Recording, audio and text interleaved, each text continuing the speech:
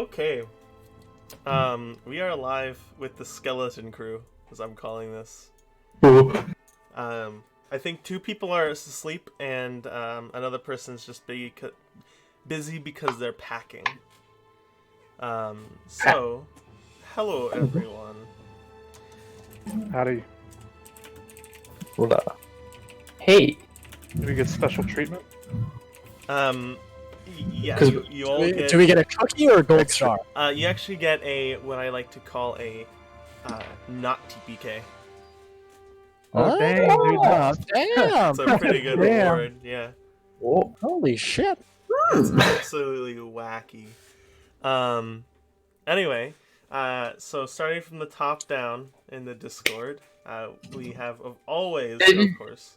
hello, I am Evan, and I am playing Astro Staff.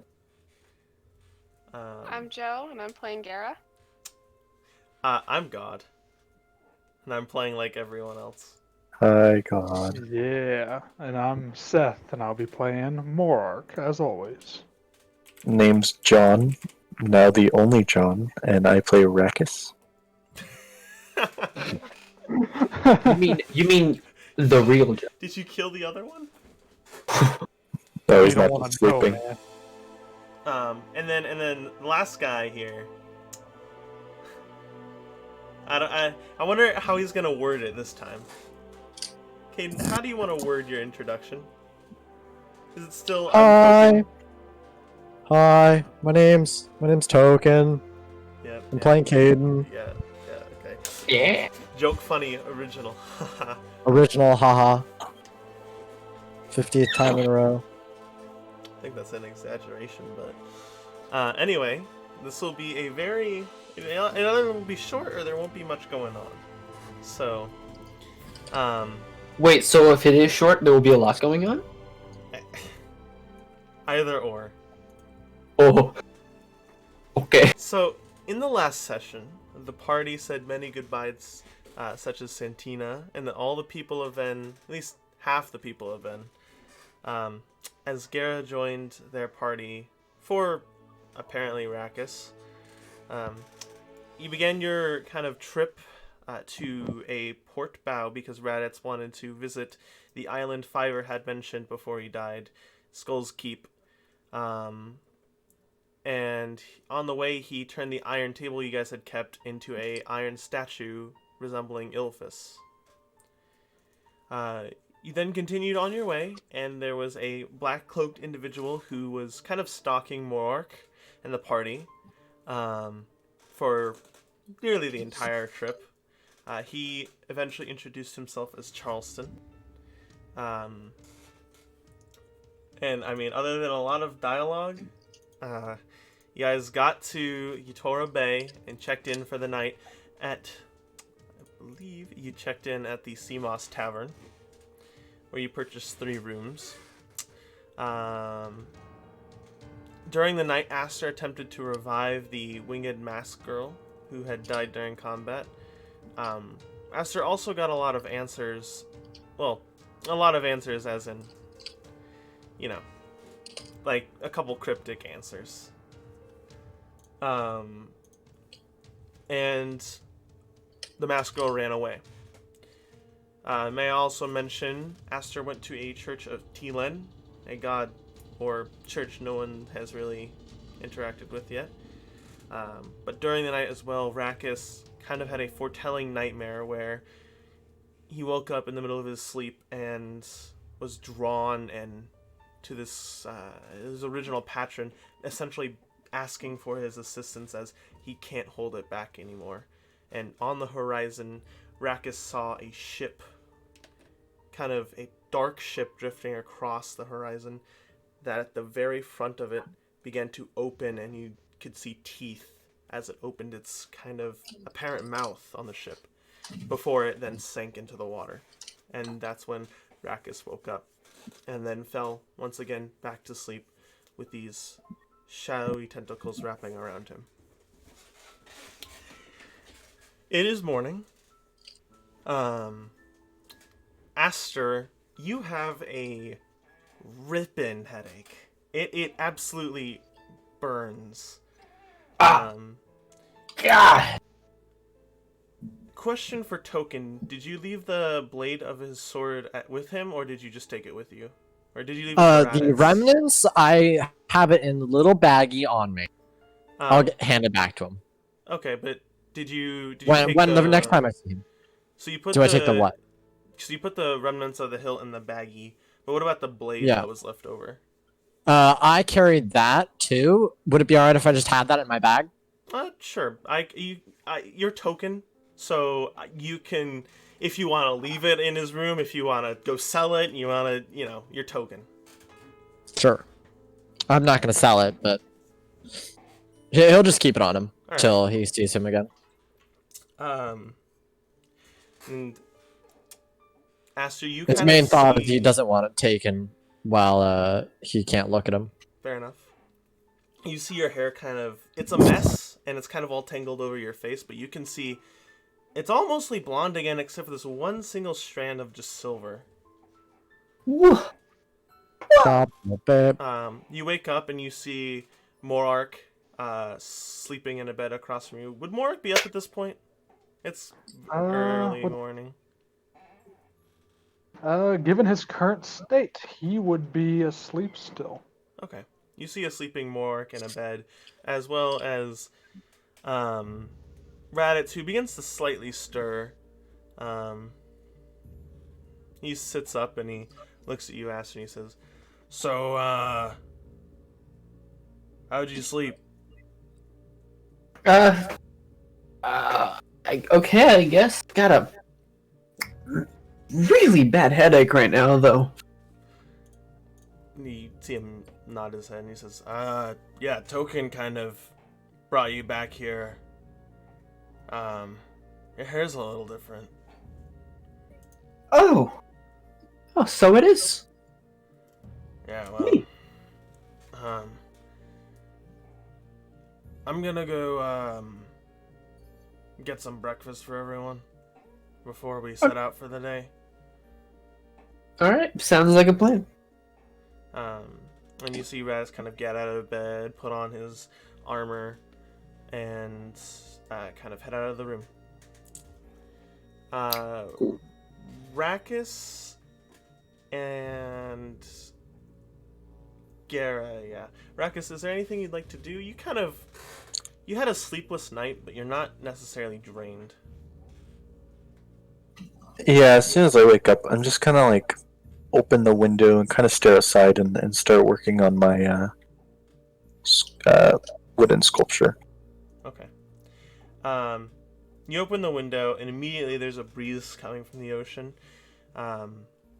Once again, almost seamlessly, like never dispersing. It's still streets full of elves just roaming around.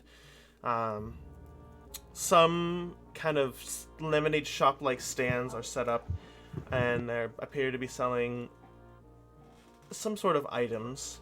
They're stopping by what looks like shops and entering, and you see a couple ships leaving and entering port.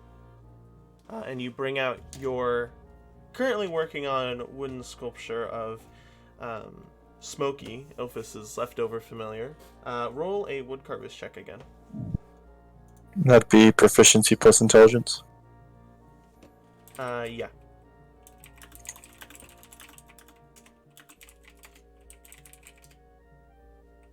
Um, 14. 14? Okay. Yeah. This isn't your best work. This isn't as good as your wormling that you made previously, but it does come out in a relatively nice quality. The wings on the cat's back are kind of drawn around it. And the cat, for the most part, is detailed. It's just not your best piece of work. I'd say that'll take you about an hour in the morning. Let me mine something real quick. There it is.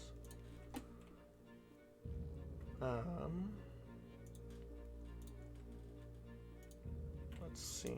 So that's about Alright. Is there anything you'd like to do? More essentially, when would you wake up? Given his current state, much later than usual. Maybe like 9:30 or 10. Let's see, you guys woke up about. So you basically sleep in an extra hour and a half. Mm. Okay, fair enough. Token, is there anything you'd like to do?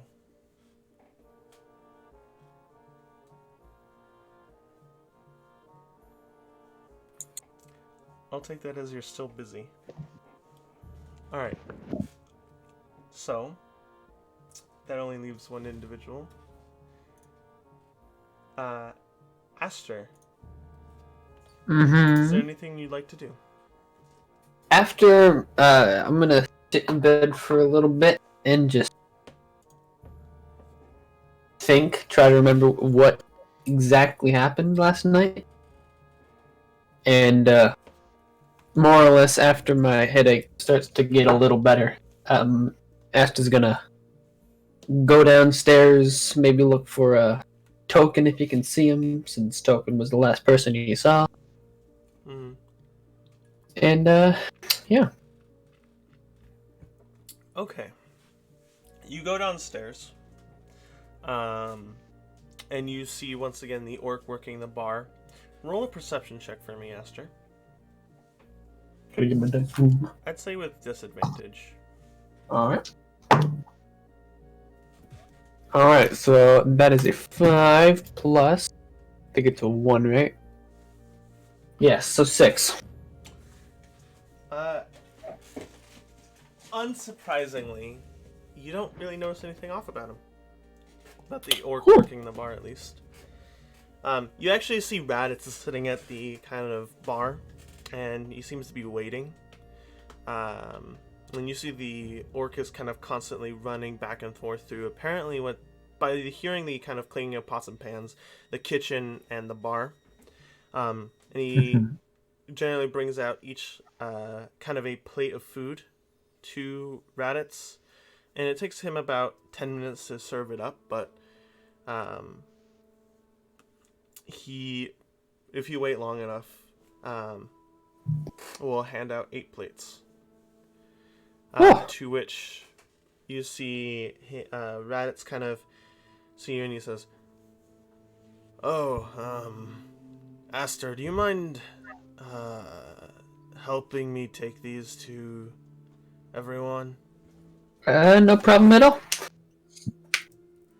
Alright, so he takes 2 plates. I imagine you take 2. Yep.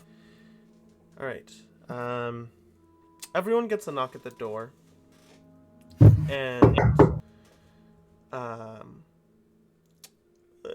since first it would be Raditz's room, Raditz opens his door and sees Morik. This would be an hour later, Aster, so if you'd like to do anything in between, is there anything you'd like to do? Look for Token. Okay. Token, are you in the tavern or are you outside? I have literally just had my legs propped up on the table in the tavern. Okay. So when you do Pretty come, much the entire night. before you go out to serve food, Aster, you do see Token kind of sitting at one of the tables, and he's just chilling there, legs propped up, hands back of his head. Mm-hmm. Token, you see Aster come down the stairs. Aster is gonna take a minute and have a quick chat with Token. Okay. Token, you see Aster walk up to you. Hey, Hey. Token. Yeah, you dropped this. He's gonna grab it on his side and just toss it to you. He tosses you your greatsword blade, Aster. Oh, thank you.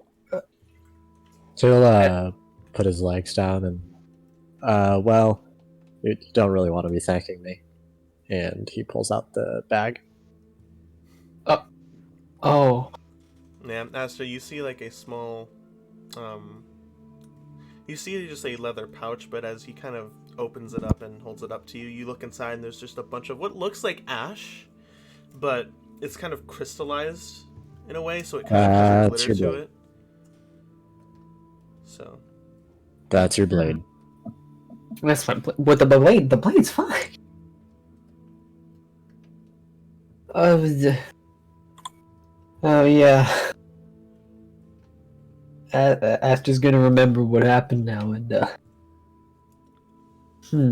Well, yeah, I doubt it was anything that you did. Probably something that happened to do with the uncorruption thing. I guess I don't know. Hey, I know my way around voodoo magic, but this isn't my type of voodoo magic. All right, so you're kind of on your own. Yeah, Don't try to bring me into this. All right. will do. I'll figure it out on my own. Have fun, bud. Thanks. And Are you gonna start me all night, or?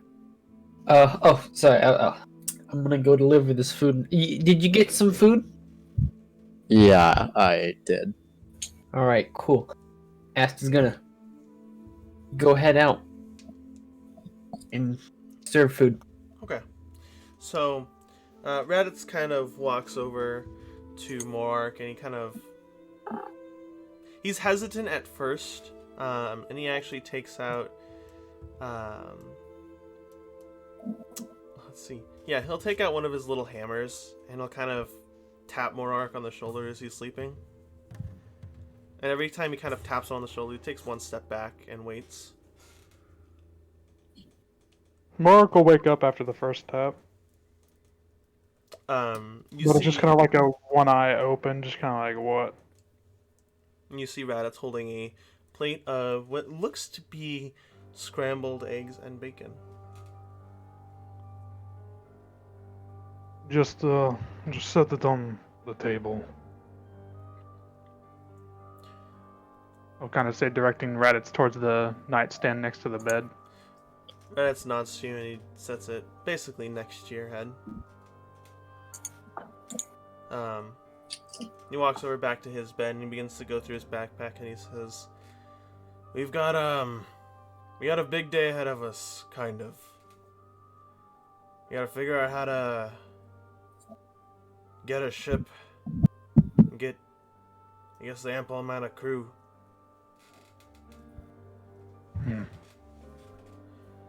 Well, I'll be up in a minute. Do it yourself. And you see him kind of pick up his backpack, or rather bag, and leave the room, and keep assisting Aster with delivering food. I think the next door would be Garrus, Cyphus, and Davin. So there's a knock on Garrus' door. Does anyone answer the door?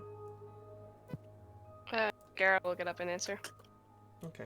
You guys see the door open, and you see Gara standing there with Cyphus he's in the corner of the room, and he's kind of just sitting with one leg kind of crouched up in a knee-like position. And you also see Davin. While it wasn't that audible before, you see him kind of playing his these slight pipes, and he's also smoking. And Gara, you see Raditz and Aster both with about 4 plates in their hands.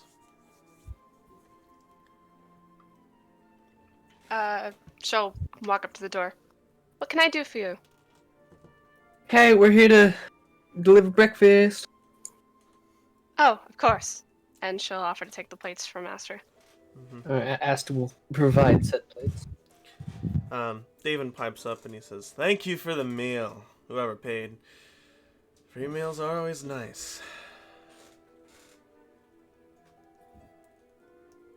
And so you get about 3 plates of food, Gara, and I imagine you pass them out to Cyphus and Davin. Yes, she does so. When you pass it out to Cyphus, he kind of eyes you, and you sit on the floor in front of him, and he kind of just looks back at his plate of food and then just looks off.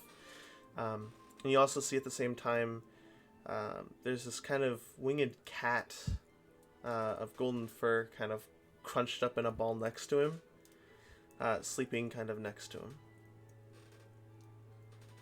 Just stare for a moment, then turn away.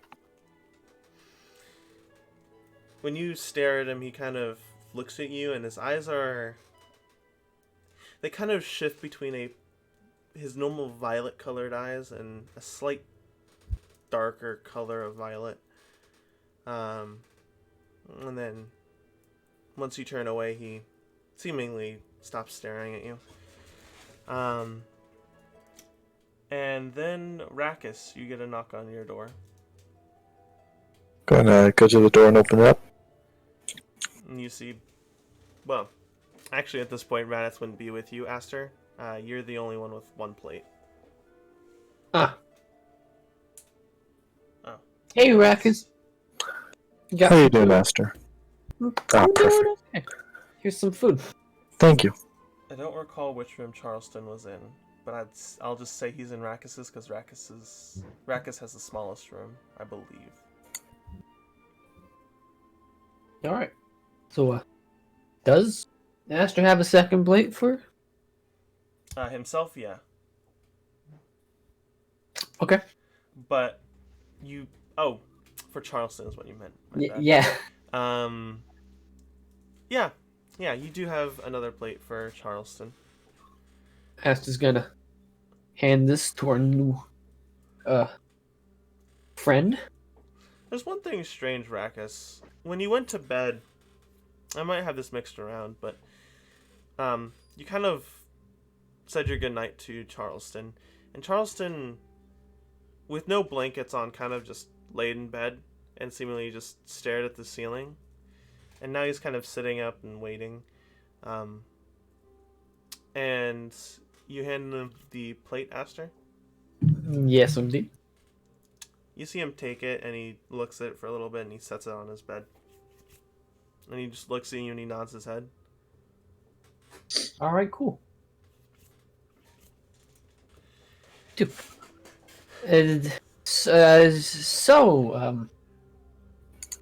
Charleston, was it? And you see it nod its head again. So, follow people out of the blue into taverns and rooms often? Kind of shrugs his shoulders. Kind of gives a so-so hand. Hmm. Well, looking forward to... What's the word? Our future adventures. And you see him kind of nod his head and give a thumbs up. All right. Love them already. All right. Esther's gonna head out. And or did Esther eat? Would you like to eat? That's probably a good idea. All right. Everyone has their meals. Yeah. So, this... is there anything anyone would like to do after breakfast?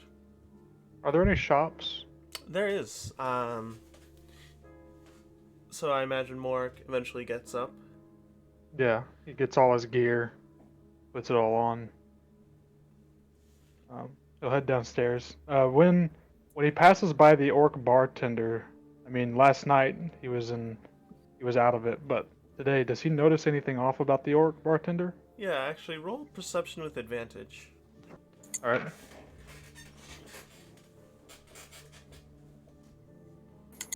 So 16 was the highest, so 15 total. Okay. When you're coming down the stairs, you kind of get a slight vantage point and see the kind of the back of the head of this orc. And you see, kind of in his strapped-on cook's apron, you see kind of behind one of the straps that goes around his neck, there's a slight familiar wolf tattoo. As you Morik kind will of walk approach down the him. stairs. Yeah. Hello. Sorry, last night I was kind of out of it. What's your name again? Um, my name is Tev. Dev, how long have you been here, Dev? I've been working here for at least let's see, 2 years at least. Well, do you enjoy it? It's weird. It's like this tavern has its own weird thing. And he kind of looks up at the ceiling, and you kind of look up, and there's some slight moss in the corners of the ceiling. But, yeah. It's, well, I don't get much business because elves don't normally sleep. But for anyone who comes by, it's fun seeing a new face.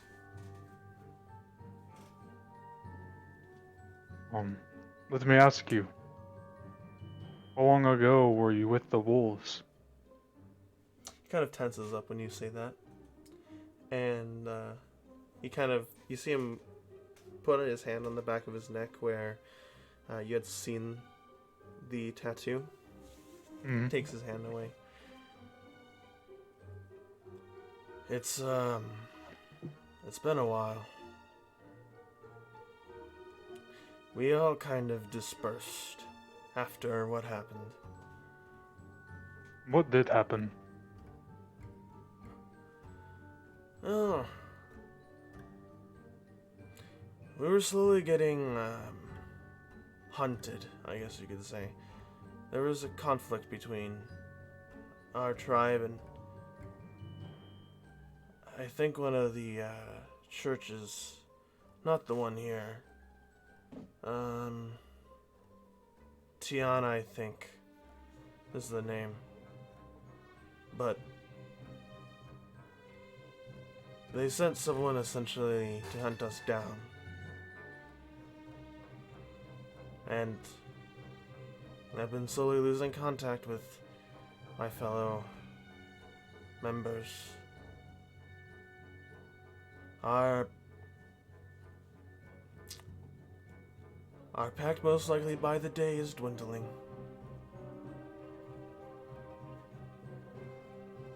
So I figured if I took up the mantle of being a normal guy, I might live. You will live.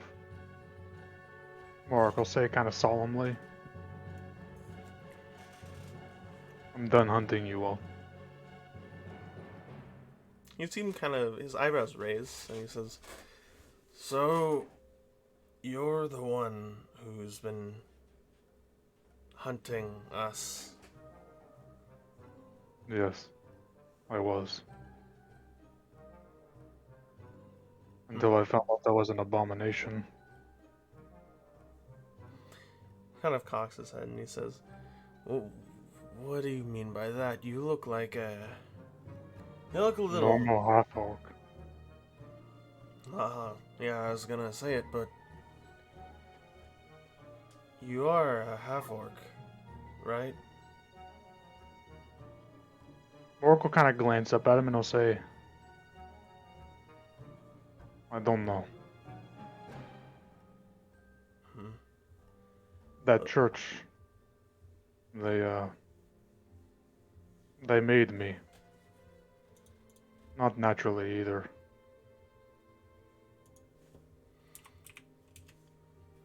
Kind of begins to scratch his chin slightly. He's kind of a big, burly guy. So Yeah. the apron on him is kind of small. Mm-hmm.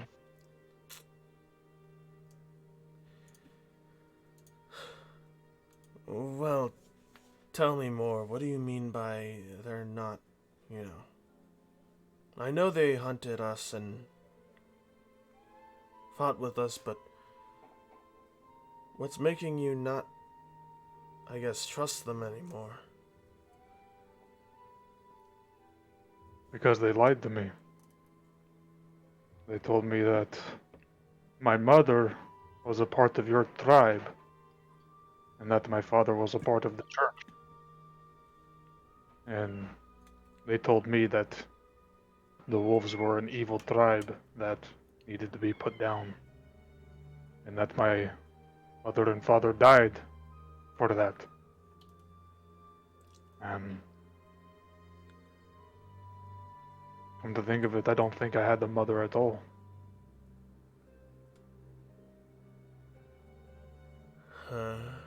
His eyes kind of like glaze over the counter as he just kind of leans on it a little bit. Well,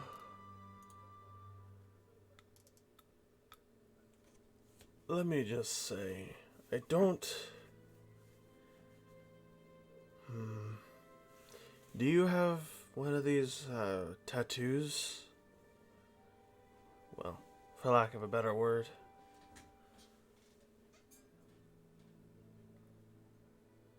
Markle, he doesn't really remember.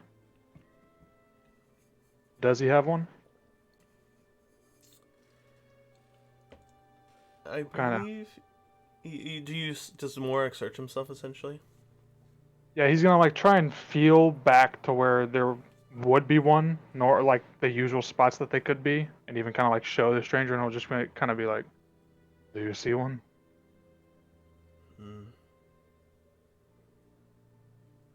No, which is interesting.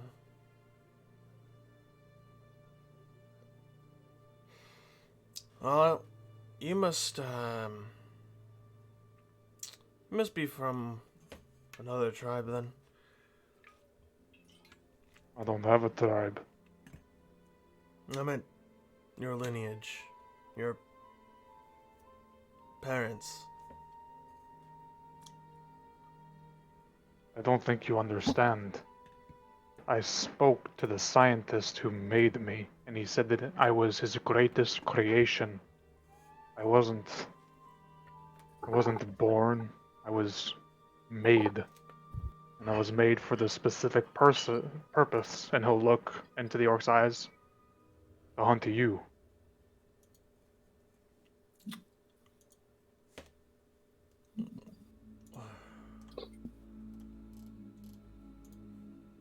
He kind of takes a little more interest looking at your face, more specifically your eyes.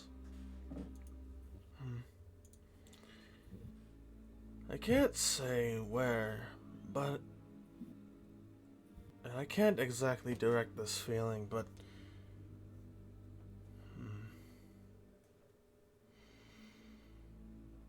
after spending some time with average people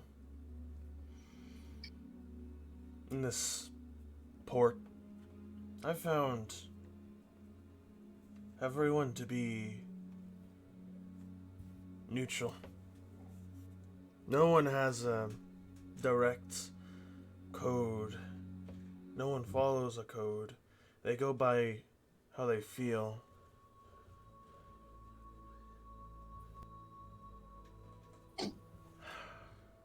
Something about you is familiar, but I can't place it.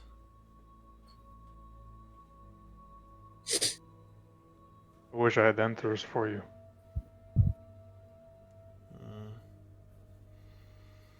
Let me ask you though. Do the wolves still fight? Are there any left?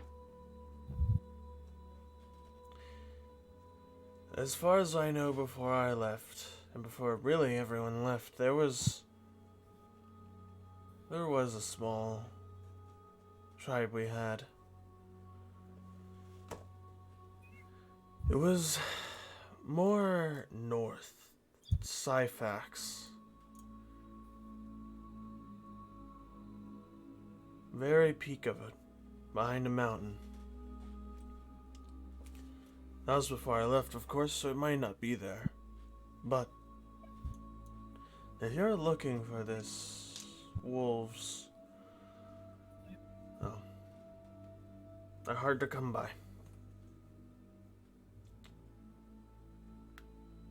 And my suggestion to you, though you may be half orc,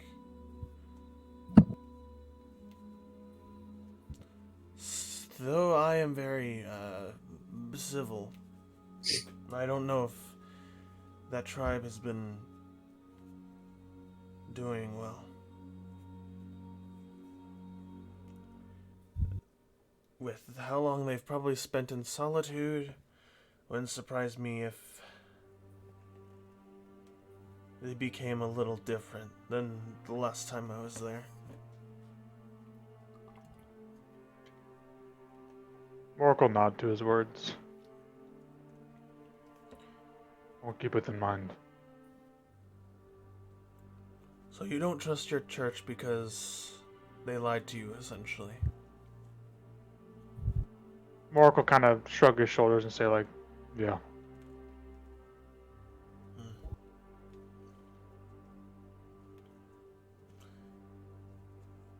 When I was friends with people of the tribe who had children,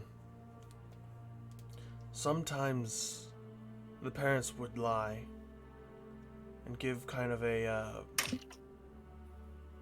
what do you call it? A special kind of lie. One that, they believe is right, or would make their child feel better. I don't know what your church is like. I've only fought them. Well, I did only fight them. But how was your life up until that point?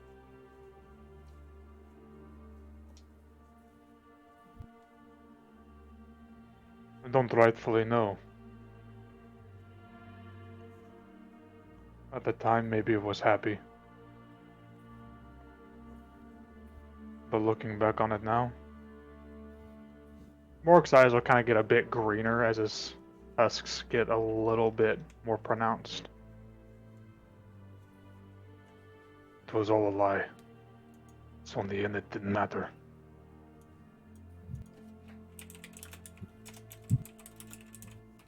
Thank you for your help.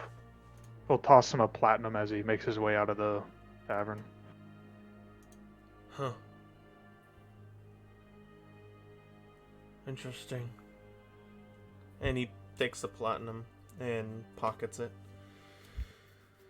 He goes back to work. Aster, is there anything you'd like to do? So does Aster catch Morak leaving? You hang out with tokens, so you couldn't exactly like hear the conversation, but you see him turn and begin to move out of the tavern. Alright. Hey Morak, so where you headed off to? I don't know. That's all he'll say as he makes his way out of the tavern still. Oh, good talk. Aster, during this time, Aster wanted to look at,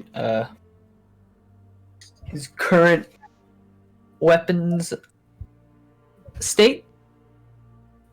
So, what the greatsword currently is like? Yeah. So the blade itself is almost in mint condition, almost exactly the way you found it, with a couple more scratches on it, but it mostly looks the same as you found it.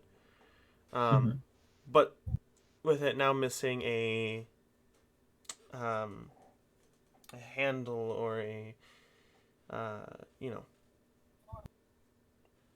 Mm-hmm. it is unusable once more. Gotcha. You know that one sheath that he got for this one particular occasion when he had a great sword without a Yep. hilt? Yeah, he's gonna use that sheath, and he's gonna throw the what's left of the hilt in the bag, in his backpack. Backpack? Yeah. Yeah. And then he's gonna go look for a weapon shop. Okay.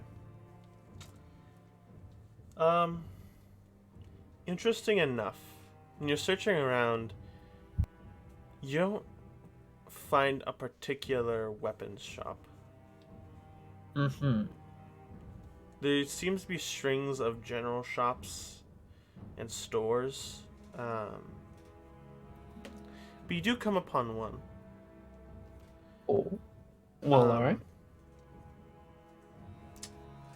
You kind of, before you walk in, you see its name being Twined String, and just looking at the kind of showcase glass outside of it, there are longbows on showcase.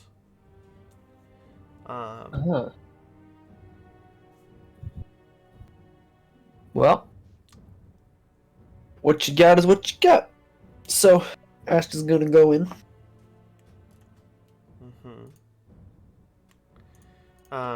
You walk in, and a bell rings and chimes as you enter.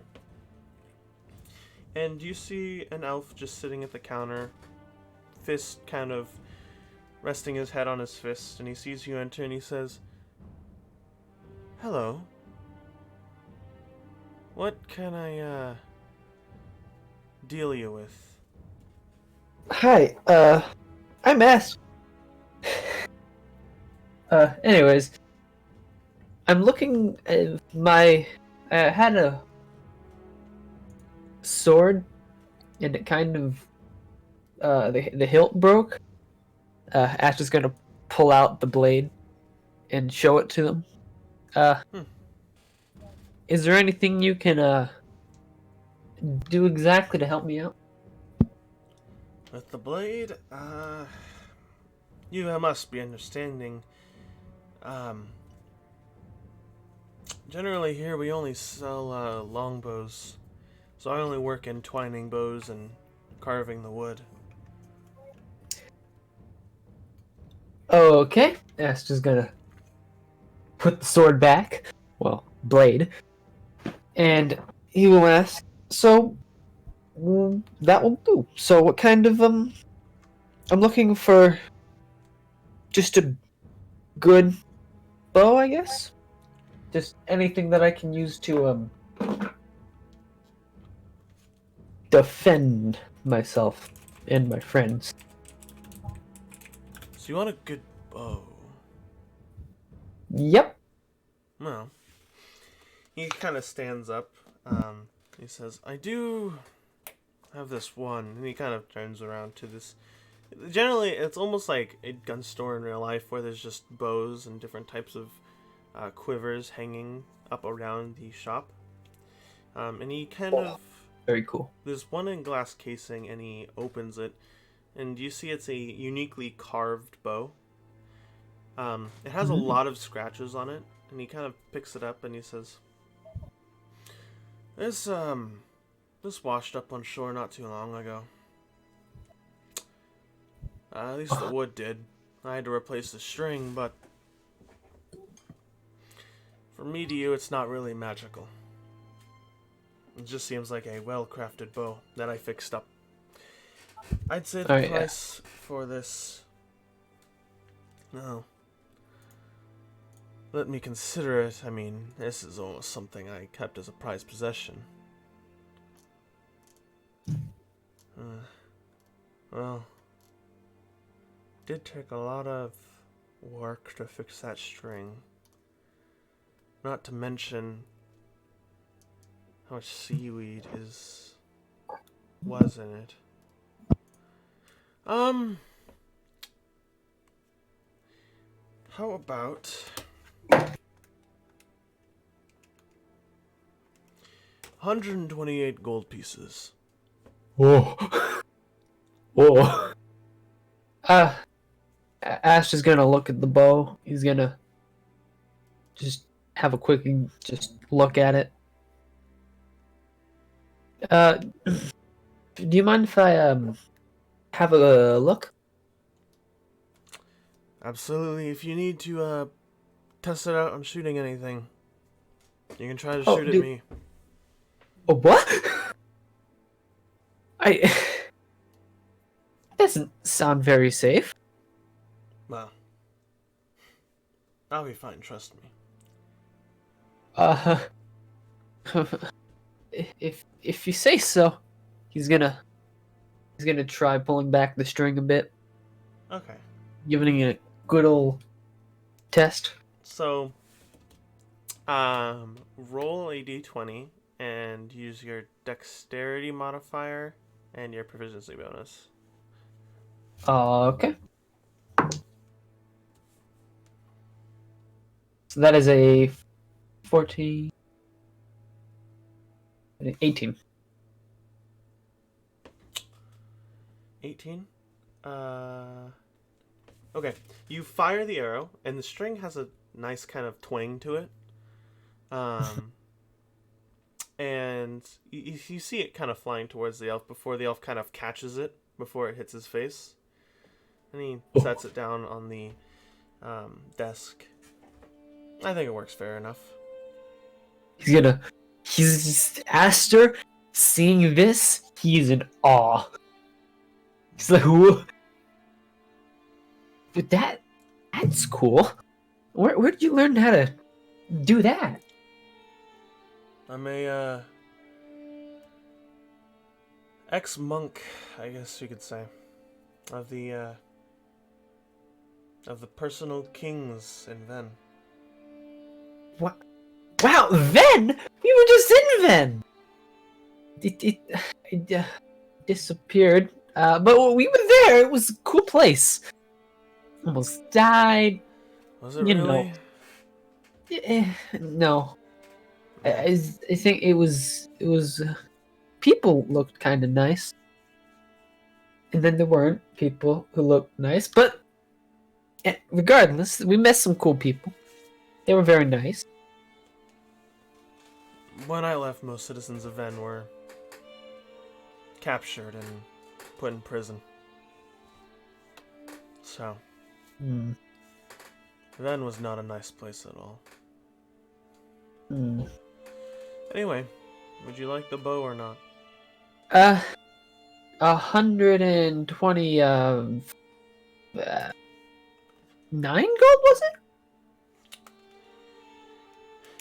It was 128. Oh, that's a whole one less than what I thought it was. Yeah. I'll take you up on that offer.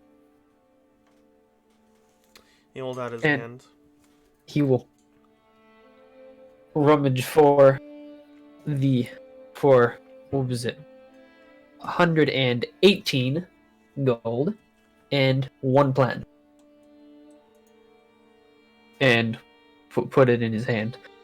Hands? It's a lot of gold. How much platinum do you take out?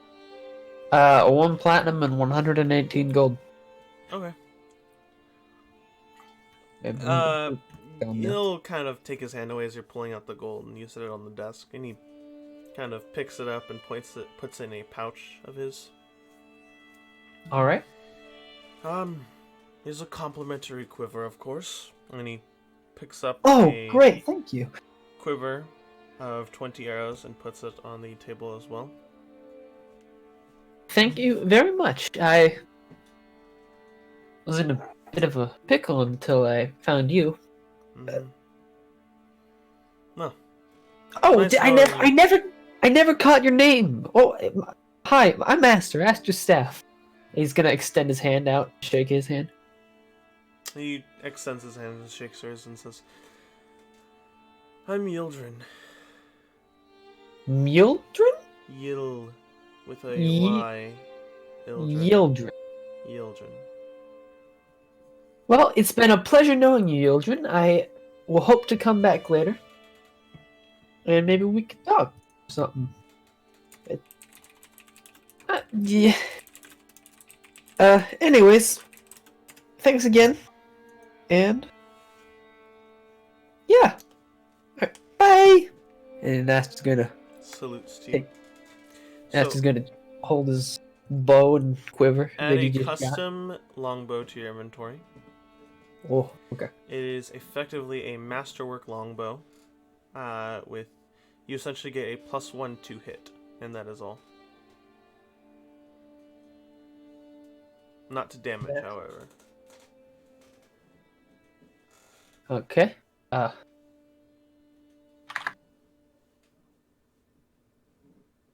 And add a quiver and 20 arrows. All right. And but Morak, you're kind of walking up back to where the entrance was, looking for a apparent map shop, and you do see one kind of near the opening of Etora Bay, and you see it has a sign out. It says it's called Ven's Reach, and there's only one display box, but inside you can see a compass on a map and you can see the compass is forever spinning around.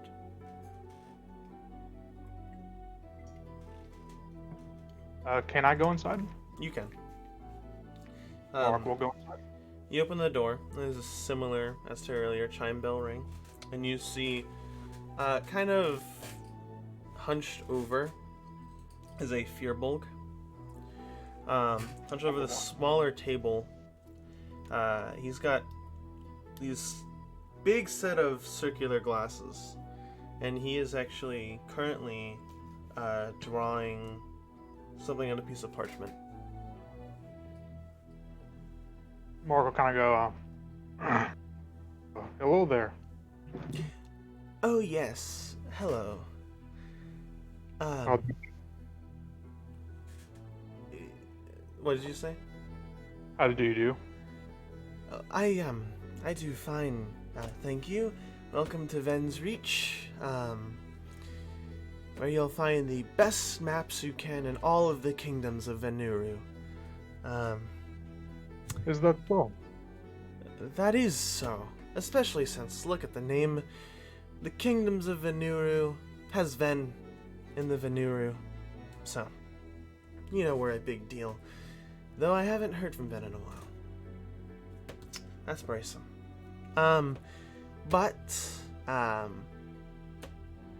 Is there any maps you'd like to purchase from me? I presume that's why you're here. Yes, there is. See, I'm looking for a specific orc tribe, and I heard that they were situated further up north from here. Where did they say that the place started with an S? You know, I forget things very easily. I believe you're talking about Syphax. That's the place, yes. And orc tribes that I know of there... Well, a long time ago there was one I heard of that's kind of making a little scene. I think they're called the Wolves Tribe. They're kind of a big... Well, were a big orc tribe back in the day. Why? Because my job is to hunt them down and kill them, so I need the map for it. He kind of gives like a, okay, expression. And he says, alright, so you're looking for a map for Syphax. Very much so. Okay. And he kind of stands up and he takes a piece of parchment he was working on into a apparent back room. And you kind of hear the shuffling of paper before he comes back out. And he sets and rolls out a map of a snowy, kind of mountain-like range. On one of the mountains you can see a pentagon-like fortress on top of which, and also very far back you can see this kind of little hut, and the rest is covered by snow. And at one, actually the furthest away to kind of the northwest, you see a kind of ice cap there. What's interesting though is you can see this snow kind of falling down onto it as you're looking at the piece of parchment. Yeah. So you see moving snow, but everything else is still. Mark will kind of point to that and like give a questioning look. This is a little effect I like to put into my maps. Generally speaking, if it's a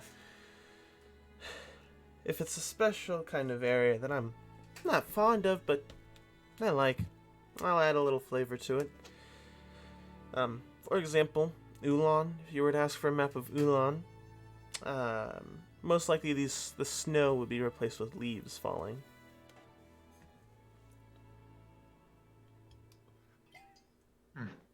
Okay. Well, does it highlight on here where the orcs are? And then he kind of nods at you and he points onto the little hut at the very far top of Syphax. And he says, well, this is a little old, I'm afraid, but for my, teacher, this, when he went to Syphax, he said there was a lot of activity there of orcs. So I presume that's what you're looking for. How much? I'll say 5 gold pieces. How much to throw a compass in with it? Compass? We'll say 8. Sounds good. Oracle gave him the 8 gold. Thank you. And he places a compass down on top of the map, then kind of moves it off, folds up, and kind of rolls up the map, hands it to you, puts a band around it first, and hands it to you, and then hands you the compass. Alright. Morak, not realizing that he doesn't really know how to read a map, is just going to walk out of the shop now. Okay. Good day. And you Thank hear kind of the movement of parchment again, and then as before you leave, you hear pencil kind of scratches again.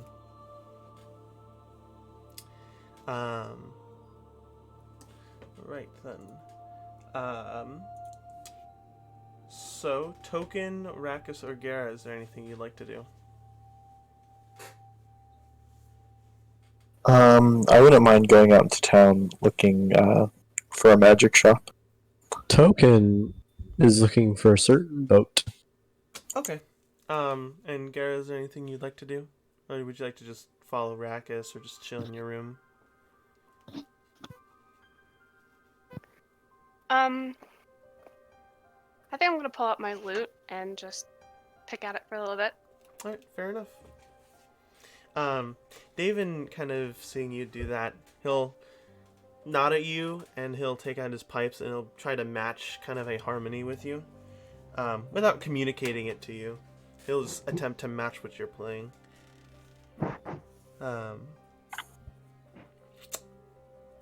Roll a general, performance skill check. We'll say with advantage since David is playing as well.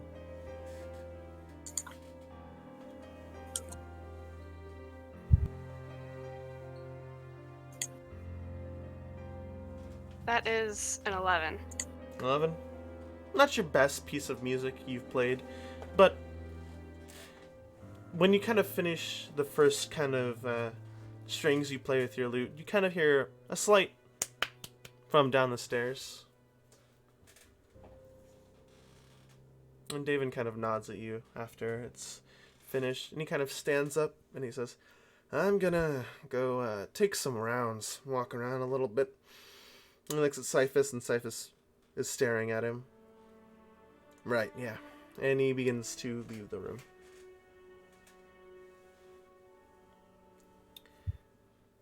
Alright.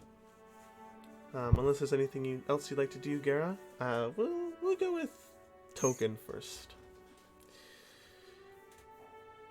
Token, you get up, and you begin to make your way to the port. Kind of looking around, you see the, it's not too hidden. There's quite literally in the center of the port a kind of small lemonade-like stand that houses a tan elf with a scar across his cheek. He has a white sash around his chest and has black hair that is parted on both sides. He also has orange eyes. And you see Dock Runner above as a sign at the lemonade-ish stand. A dock runner? Is that what you said? Yeah. Okay. What was the name of the boat again that the elf said? The longbow. The longbow, yeah. Do I see anything that resembles a longbow, quote unquote? Roll perception. Okay.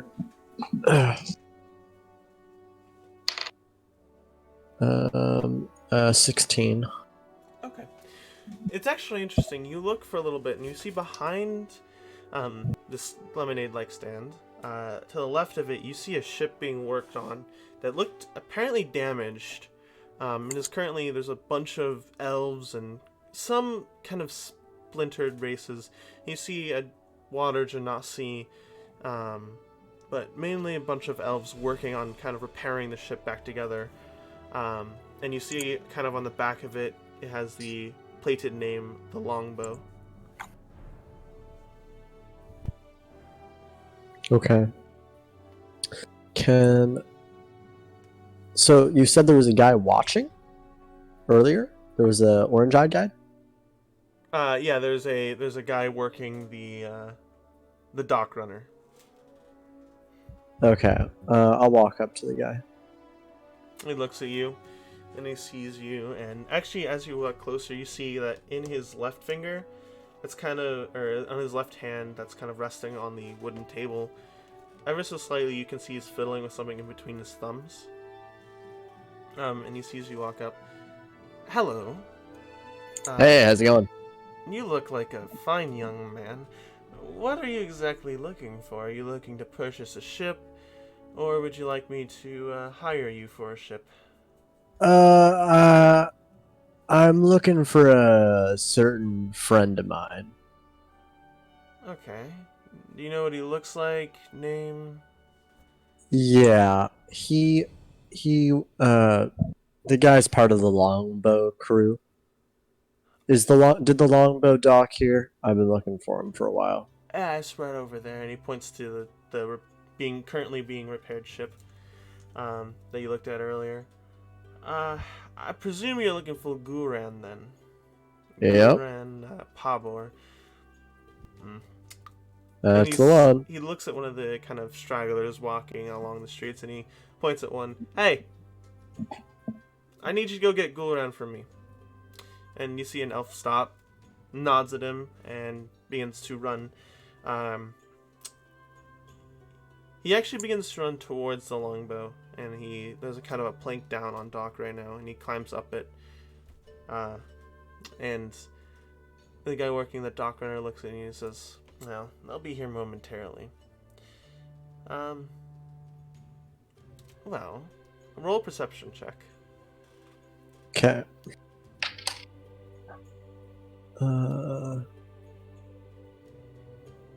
21. You see that the thing he's kind of fiddling with in his fingers appears to be like a snake. A small snake. A babby? Okay. Yeah. Seems like a fun looking guy. Yeah. So, why are you interested in Guron? Yeah. He's got something of mine. Well, not of mine, but something I need. Fair enough, as long as it's not death. Yeah, as long as it's not death. And at this point, you kind of hear the footsteps on kind of wood, and you look to your left and you see the elf kind of leading out a white dragonborn with kind of this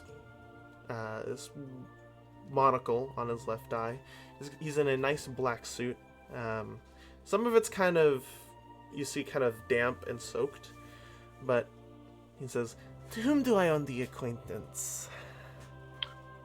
Name's Token. I know you, you don't know. Nice to meet you. I really don't know you. Yeah, I'm pretty recognizable, trust me. I would know. Yeah, okay. What business do you have with, the last survivor of the longbow? The last survivor? Well, you have you know, at least of a certain artifact I'm looking for. Are you referring to the one that is off the coast of Skull's Keep, the island? Yeah. Yeah, that one. That's troublesome. So I imagine you're looking to fill some of my missing crew that recently has parted after what happened. What happened? And he looks at the dock owner and he says, "Well, are you traveling with anyone else, or is it just you?" I have a couple people. If they would be willing, I can ask them. They want to get. What are you willing to give in return for work? Well, depends really. If you're looking to, well, you're obviously here for a reason, I believe. Your group in general. If you're looking to buy a ship, I'm willing to share ownership of the longbow. With one of your members. Preferably someone who's akin to the water, and I would be assisting you in hiring new crewmen to run the ship. I do need a captain. Not really the captain, more the cartographer. I was particularly interested in the artifact there, but when I arrived, and I'll inform your friends, they had a defense system. A pretty major one. Well, Okay. are you staying at the tavern here? Yeah. I'll be waiting at the tavern. Let me know when everyone's arrived so I can brief you all. And Alright, we can then. figure out some sort of business deal. Fair trade, you know how it works. I imagine. Token. He'll pull out a gold coin. Thanks for the assistance. See you then. He'll flick it at him. And, well, hold on. Okay. He will at first attempt to catch it, but it kind of goes over his shoulder and begins to fall into the waters below. But you see a blue spectral And- hand. I would like to recall it into my hand. Unless you're gonna say something. Well, he begins to, as you do that, I'd say you're faster at it. He begins to throw out his hand, and a blue spectral hand comes off of it and begins to chase after the coin. But you recall it, and it disappears and kind of snatches the air. I'll coin roll it over my fingers. That's a neat trick you have there. Same to you. He'll flick it at him again. Try to catch it this time. Okay.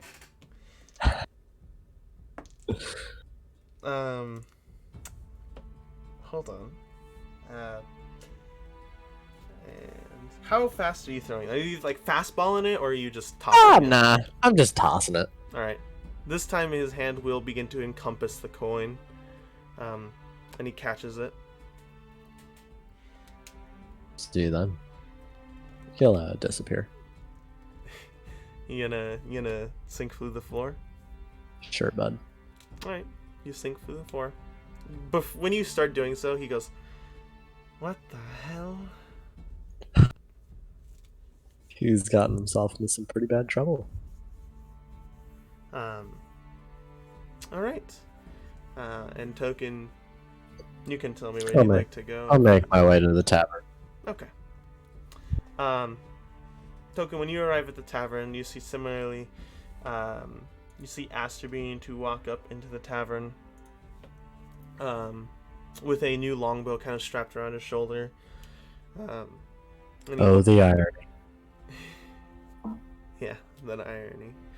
And he walks in, and Aster, is there any specific place you'd like to sit at? And He's gonna go.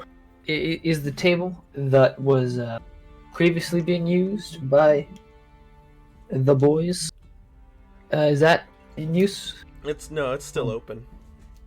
This is a mostly dead tavern. There are a couple elves who come in and out, but it's mostly dead. All right, Ash is gonna go back exactly where he sat last time. Okay. And you just begin to focus with it? Yep. Okay. I'll come back to you an hour later, I believe. Correct? Yep. Alright. So, Rakkus. You set out, and taking about a little bit, you kind of find mostly general shops. We find one shop that piques your interest. Doesn't look like the rest. You see its name being the Merry Plum, and the M at the end of it kind of curves down and up. Do you enter? Yeah. Okay. You enter and you see this kind of shop that has shelves to either side of you. All of them are kind of filled with mostly potions and little trinkets. Some, honestly, to you looks like food. Some are like one's a pastry and others just a bucket of rations, it looks like.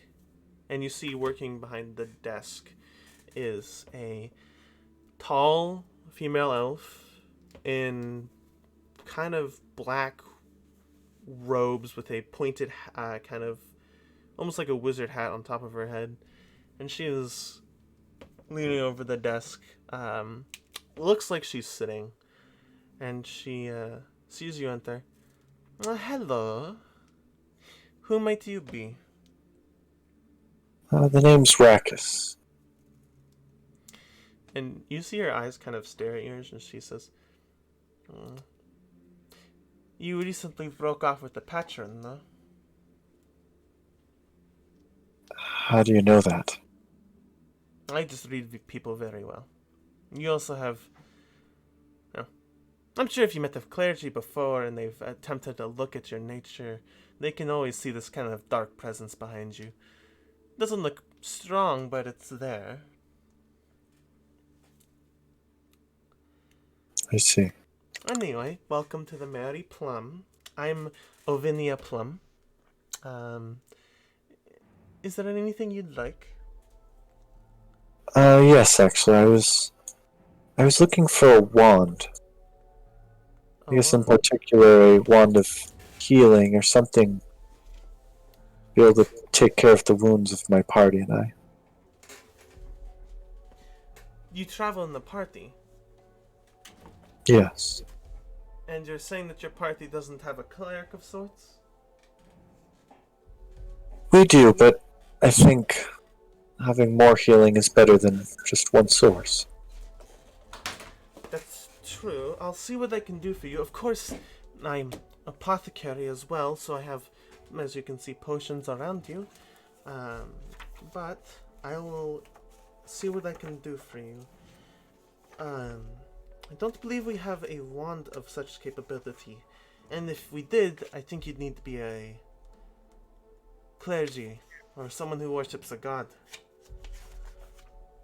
But I'll see what kind of rods we have.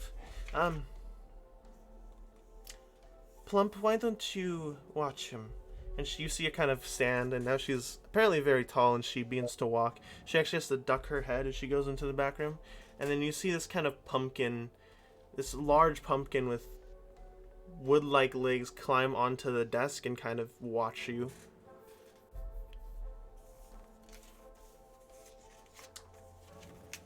How big is the pumpkin creature? It's large, I would say. Oh wow.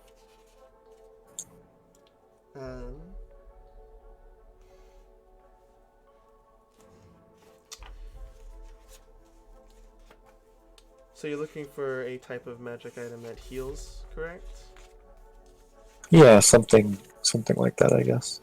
Okay. Well, here we go.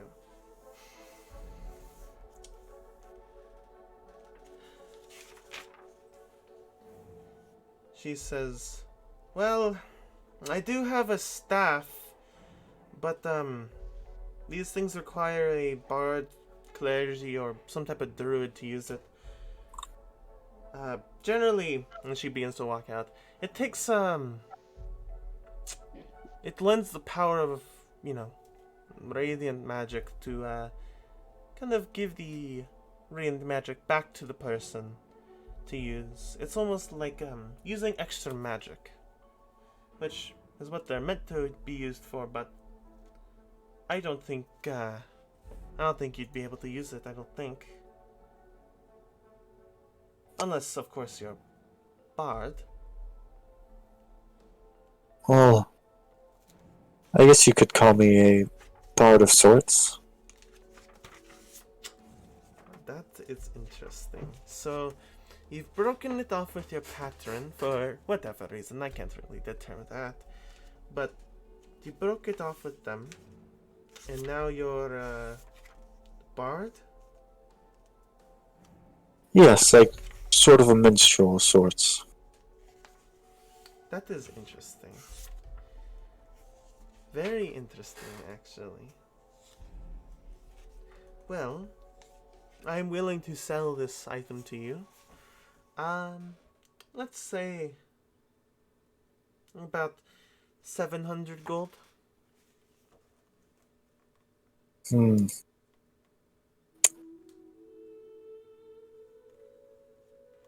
Unless you have something you want to trade or you want a favor from me.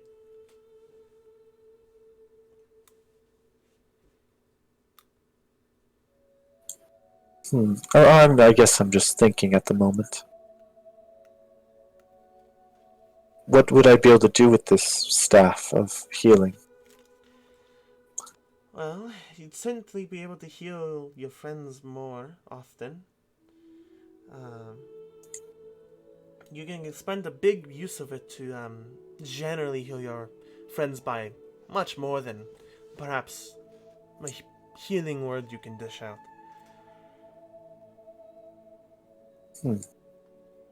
Also, if there's something cursing someone, such as they're blind or they can't hear for a short period of time, you can also get rid of that.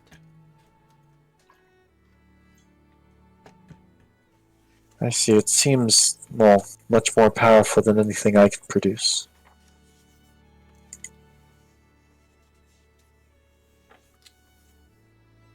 Well, are you looking for a favor from me, or are you looking to trade something to lower the price, or...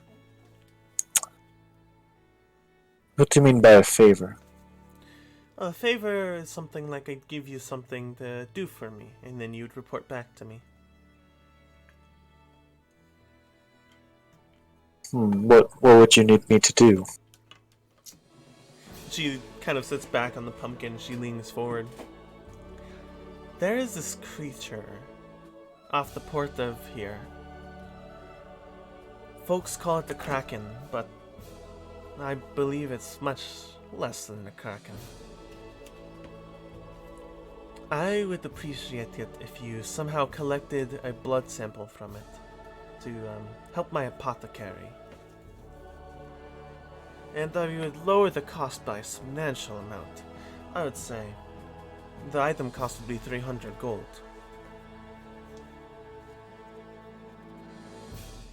So, as a sailor, would I know any information of a kraken? Like, how big of a creature is that? How big it is? Roll. Do you have history? I am proficient in history, yes. So roll history. I'll say with advantage, it's specifically about, it's the lore you would know. Yeah, alright, 20 non-natural. Okay. You've heard stories from passerbys when you're at Starport Bow fixing up ships that there was this talk of a sea-like creature kind of roaming the seas. Some believe it to be a big giant kraken with tentacles, but others believe it to be just a big shark. Not that big or monstrous, but just a normal, bigger than size shark. So it seems like a mystery, and there's rumors kind of surrounding it. Yeah. Where did you say this kraken resides? Off the port of here, more towards the island. Skull's Keep, I think they call it. I see. So it would be farther off from the coast. It would be, unless you're heading that direction. And are you? I think that's the plan, yes. Neat. Okay. Well, easy enough. Your party and your friends can kill a creature for me, collect its blood, come back to me, and this deal we're about to do is fair. Now, if you don't... may I put an insurance policy on you? Hmm.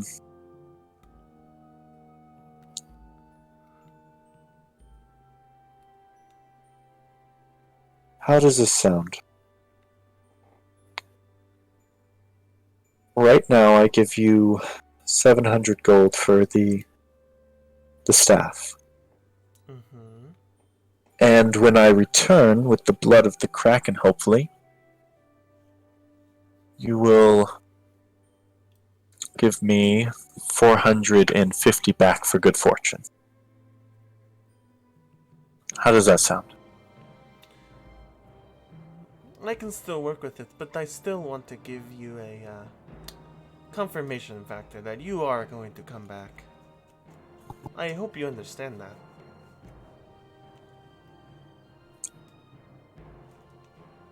No, I understand, but basically what I'm saying is I buy the item off you, and when I return, you pay me back what you would give me otherwise.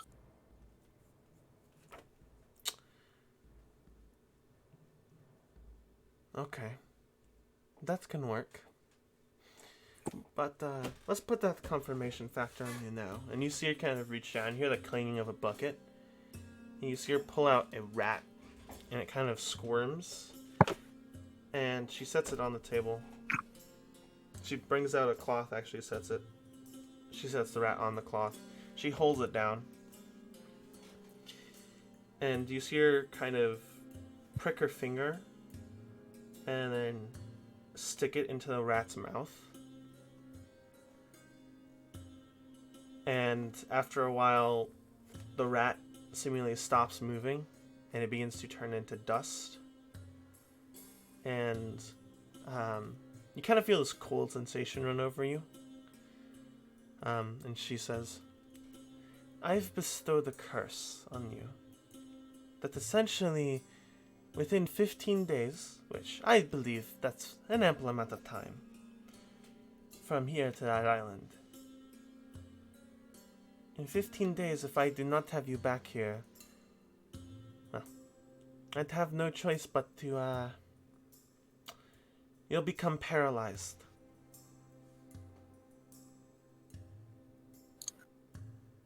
I understand. Well, is there any potions you'd like, or, you know, anything else? I think that does it for now. Okay. Well, if you have friends, tell them to send them to me. Perhaps if they'd like anything. But other than that... And she begins to head back. She takes out this staff. That kind of has a... It's a staff comprised of many totems on top of it. And she says, "There's 700 gold, please."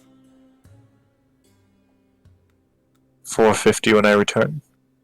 For the 450 when you return with the blood, yes.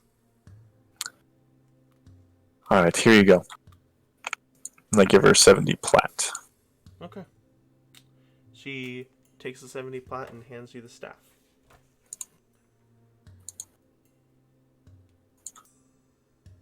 Alright, so you can add the Staff of Healing to your inventory. Neato burrito. Do I need to attune to it? You do. Okay. Alright, I'm going to head back to the inn and I guess start attuning to it. Okay. You essentially arrive and you see, I'd say you see Aster sitting at the table. He seems to also be attuning to a bow, it looks like. Where would you like to sit and attune? I'll just sit in the tavern, the main room. Okay. You go over and you sit at. Do you sit next to Aster? Sure. Alright, you sit next to Aster and you begin to attune. If there's anything anyone else would like to do, an hour will pass by. Yes. Unless somebody else wants to go first, like if they really need to do something. Just really quick question. So theoretically, I could use the staff as a quarterstaff and just hit people with it, right? Yeah, you could. Nice. Token, you got anything you really want to do? I'll take that as a no. Yeah, I'm good. No, a token is who I asked. Yeah, Um, he probably how went to about get dinner. That's understandable. Joellen, how about you? Huh? Do you have anything that you really want to do right now? No, not really. Okay. Mark would like to find the nearest enchantment shop. Okay. So actually, when you leave the map shop, you don't head back to the tavern, right? You just Straight to the enchantment. funny enough, right next to that map shop, like maybe another general store down, you see Mary Plum, the Mary Plum, and generally speaking, from the display boxes that kind of show the insides, you see a bunch of potions in these shelves with a bunch of trinkets. Along the walls are just a bunch of random items. So you presume this is some sort of magic shop. Okay. Mark will walk inside and say hello to anybody that's out up at the desk or anything. There is as similarly described before, tall, well, looks like short for right now, female elf in these black witch-like robes with the same accompanied hat. She sees you enter and says, my first customer. Hello. Am I her first customer? Do you want to roll insight? Yeah. I got a 13. Seems like you are her technical first customer. This is timeline-wise before Rakkus, because you left earliest. I got you. So Mark will ask her, he'll say, can you add an enchantment onto something that's already enchanted?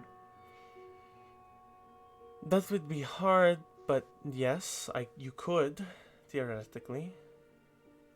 Okay. He'll say, don't be frightened. I'm not threatening you. I'm just pulling it out. And he's going to pull out his sword. Mm-hmm. And then he'll lay it on the desk in front of her. How else would you like me to enchant it? I see it has a rune on it already. Yes, it's for lightning. But I was wondering if you could make it, I don't know, sharper, potentially, like magically sharper, that is.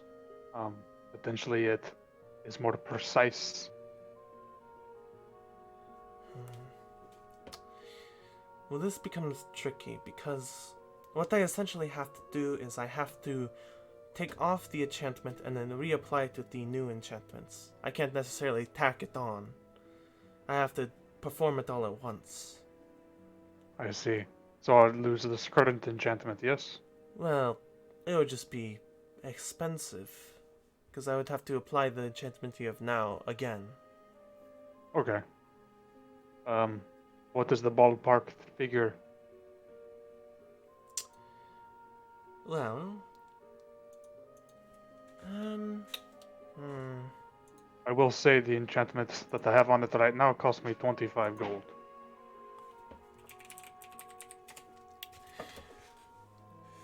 let's say, what's the additional? I'd say 200 gold for what you're looking for entirely. Mark will think for a moment. And actually, I'm looking to get rid of something, if you don't mind. Mark raises an eyebrow. Like what? A while ago, a fine young man, I think he had a bombastic personality, and he walked in and he said, "Oh, my name is Token." He purchased some of my items, and I gave him one of the items I was willing to part with, for a good amount of money, of course. It was a magical tattoo that you can apply on yourself. You don't need me to do it. Neat. Um, So, what are you looking to get rid of? Well, that is what I'm looking to get rid of. I have a tattoo that's willing to get rid of, but the problem... how many items are you currently bonded with right now? 3, I believe. Vixia wouldn't want more than 3, unless you're special. Are you willing to part with any of those items? He looks himself over. He says, "Are you looking to take them?" I'm looking to trade them. Eye for an eye deal. What does the tattoo do? Well, specifically, I have a lot of options. One of them, essentially you would send the tattoo out and it would grab a creature for you and restrain them for you. Another would help you when you're physically punching things. And or, you can change your appearance if you'd like to. And, Token bought a very hefty one from me. But,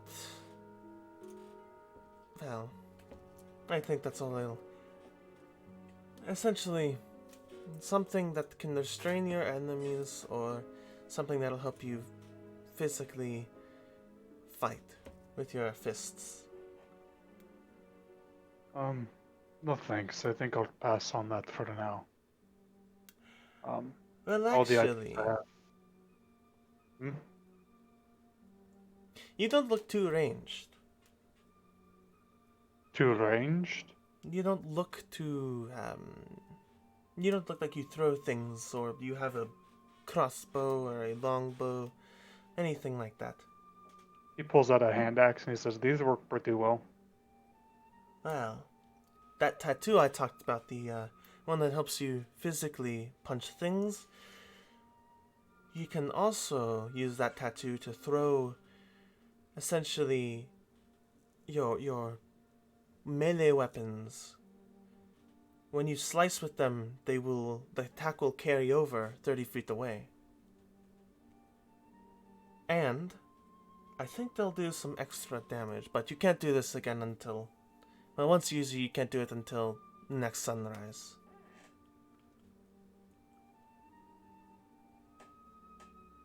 Mark thinks on it for a moment, but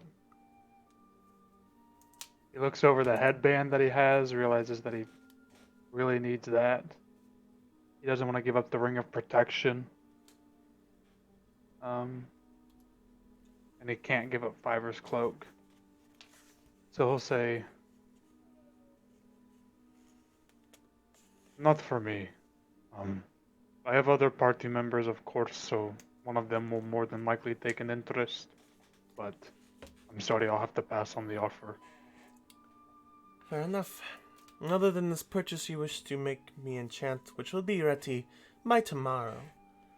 I was going to ask, since you're going to have to reapply the lightning, is there any way you can make it stronger?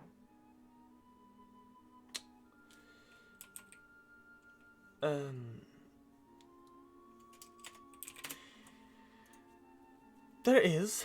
I can make it stronger, yes. It On just, top of the other enchantment I requested. yes. It would essentially just enhance it, but the cost... Huh. I would have to add my own flavor to it. That would raise the cost by quite a... at least by 300 gold. So 500 gold total? About, yeah.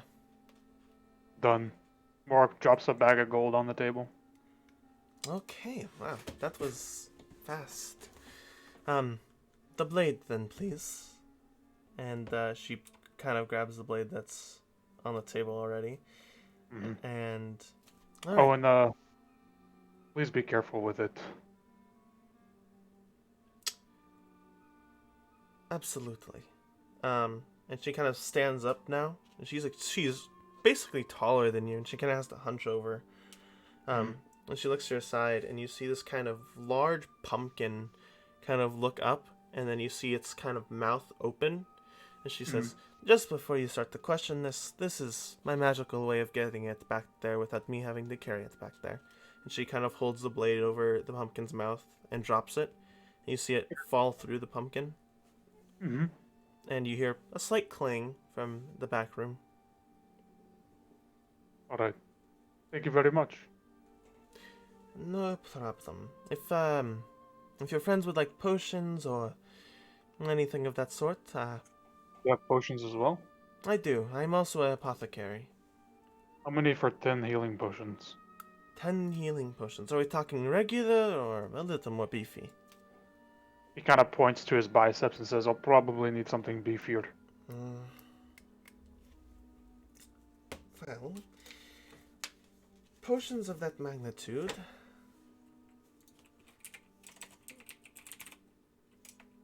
I have to pull up the exact. Watch it be like Price. 400 gold a pop. It wouldn't surprise me, honestly. Okay, here we go. She'll say, okay. So, to buy one of those little beefier ones, to buy a normal one, that will be about 50 gold per potion. Mm-hmm. To buy a little beefier one, that will be about 100 gold. So 10 would be 1,000 gold. Yeah. I'll take 2 of the beefy ones. Okay. And is that all? I have other types of potions. No, just the healing will do for now. Thank you.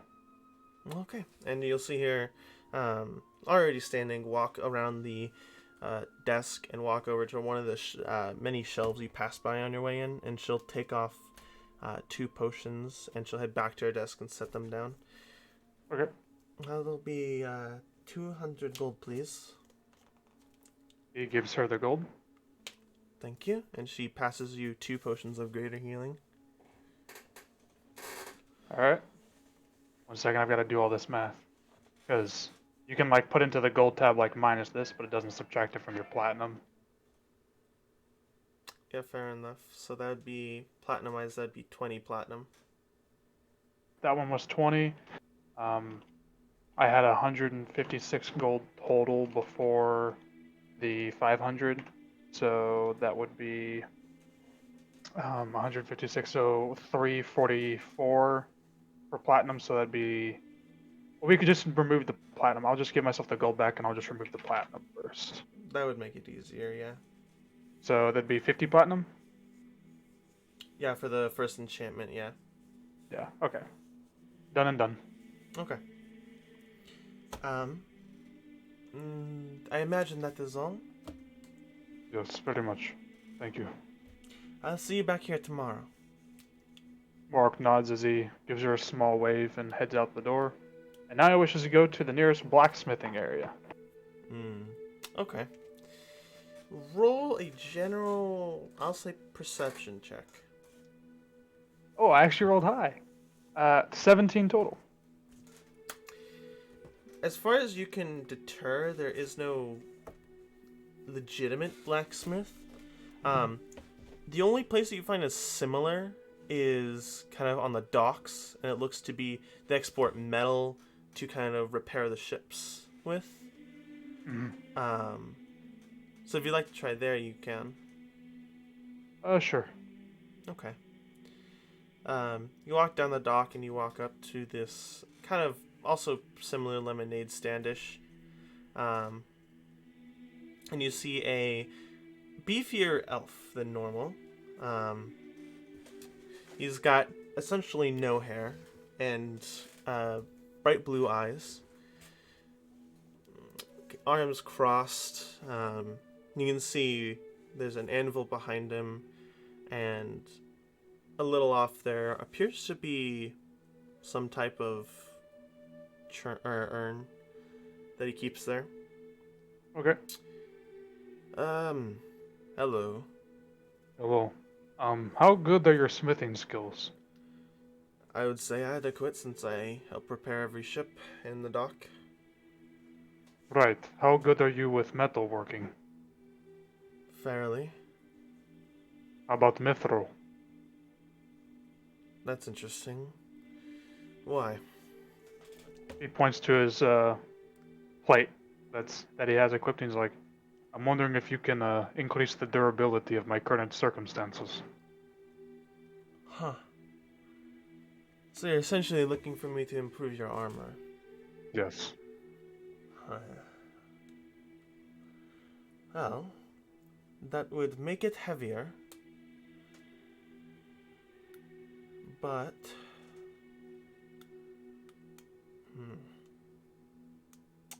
That'll be... I don't think I'd be able to do it. Only because I don't have any mithril with me to add to your mithril. If I added iron, it would... or metal, it would take away the effect it has on you. Alright. Say I got you mithril, would you be able to work with it? I could theoretically. Alright. If I come across any, I'll come back. Noted, thank you. Very interesting. Normally people don't try to look for business with me.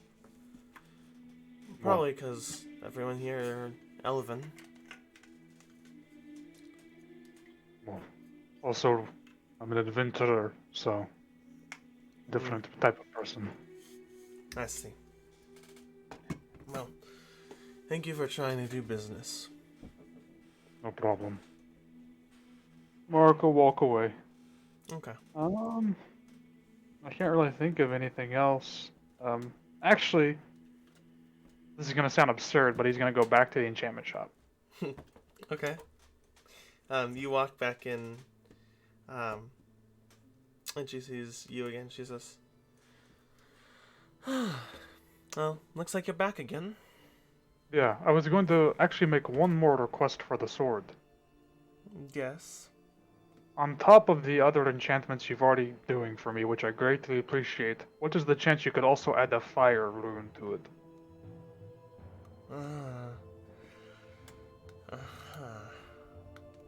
Now, question for you. Would you want it to be a kind of switch thing you can change, or would you want it to be it applies with the rest? Applied with the rest. Yeah. That would be harder. How much harder are we talking? Almost what you just paid. You have to understand, putting 500 multiple... gold? Well, yeah. Done. Morg drops 50 platinum on the table. Okay. Well, I'll add that. So, just to make sure that the business transaction is understood, I get my lightning rune back, upgraded. The sword will magically be enchanted to cut easier and better, and then it also has the fire rune on it, and it's all together. That is correct. Alright, pleasure doing business. Pleasure. You're a handful. But I also just had someone pass by. Rakis Savant. Yeah, he's a party member of mine. Neat. Oh.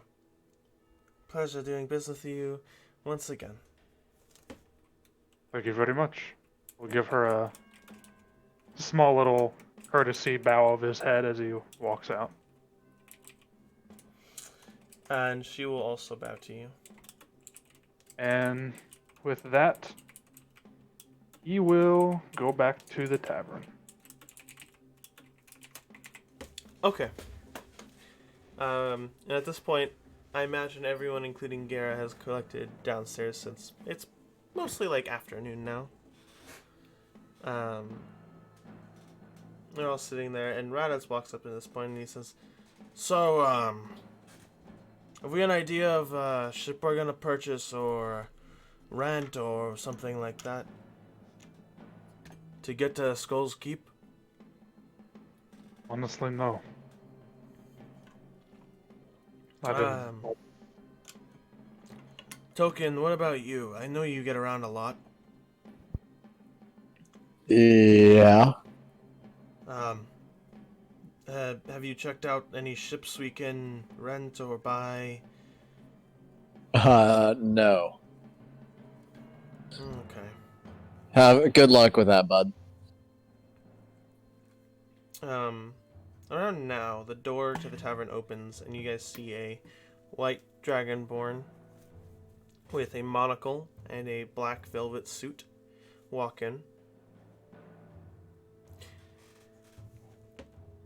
So this is your party, then, Token?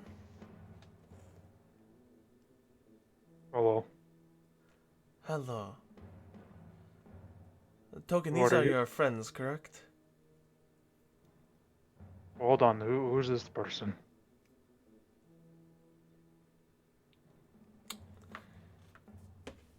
Well, I am a business factor I think Token wants to work with.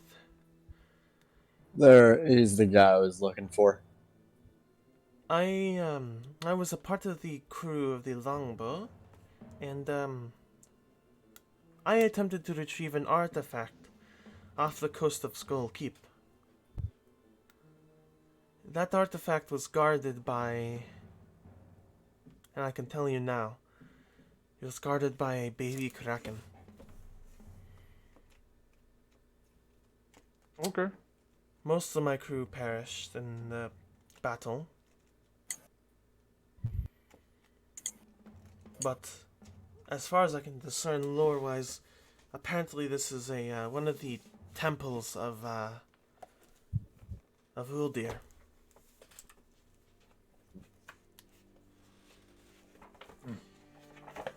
So are That's- we paying you or are you paying us? Well, that's the business factor we're here to discuss. Token seems to be interested in it.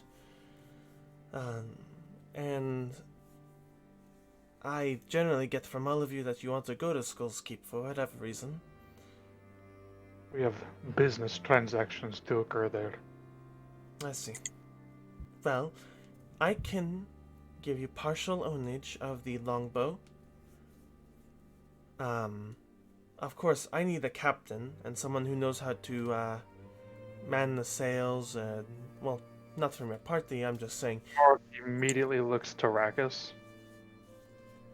Personally, I would love to be captain if it didn't involve all the work. So, you guys figure that out. Well, Token, have you ever been on a ship before? I am all over the place, so yeah. Okay, have you worked on a ship before? 1 point, yeah. One I had to point. get here somehow. I see. Well, I'll say Rakus probably has the years on you there, so he gets seniority. Yeah. Sure. So I take it then you, and he points at Rakus. Are you volunteering to be captain then? I've. Voluntold. Yeah. Is that fine with everyone else? You're the only one with experience, really. I must tell everyone else something too. This kraken creature, I think we should kill it. One, it's a plague to the people of this town. Two, I need a sample of its blood. Hey, Why I do you call the artifact though. Why- Just mentioning that. Why do you need a sample of its blood? You know the magic shop in town? Yeah, I just dropped 1,000 gold there. Oh, jeez. Well, I made a deal with the owner, and she was hoping to get a sample of the blood. And I recently acquired this, and I hold my staff out. So I can help the party more.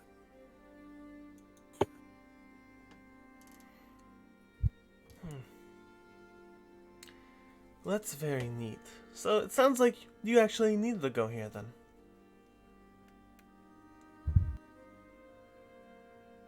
I guess we do. Alright. We'll handle the payment now. It will be 500 gold pieces and you'll own part of the ship. How much? What do we own the mast or what's going on here? No, you split ownership with me. Whenever you need to use the ship, you okay it with me, and you're free to use the ship and its crew. Once I, well, find the crew members, which will take, I'd say, a day more. Hopefully we're getting a new shipment of workers from Starport Bow, because Starport Bow works better than we do. Not to offend Utora Bay, but they work better than us. So wait, you're asking us to drop 500 gold when you don't have a crew yet, and I haven't even seen the ship? I've seen the ship. It's fine. But it doesn't have a crew, no? It Nope. doesn't have a crew, but I will gather the crew tomorrow. I would let you know now that if you were to officially purchase the ship, that'd be in the 10,000 gold range. So this is a very generous offer. I just need to, not necessarily take the artifact token, I just need to investigate it. I need to know what it is, because recently it has been giving off, bad, well, mojo. Yeah, you could say that. So, it's only 500 gold pieces to own the ship, and as long as you okay it with me, you can use the ship when you'd like. And that's fine and all. But Guran, don't expect to get away with anything without me noticing. I'll act as a guide for you, but if anything happens to the artifact, you're dead meat. You hear that? I have no intention of ruining it or breaking it. I just want to know what it does. Just a little, detection of Or- magic. Morg will take note of Token's sudden hostility and, interest in the artifact. Okay. I assume this 500 gold also covers the pay for the crew. Well, I'll be handling the payment for them. Unless you wish to take more ownership and take it off of me. Until then you'll have to start worrying about the crew. But I'll handle the crew. It's still most of my ship. You just can use it with my permission.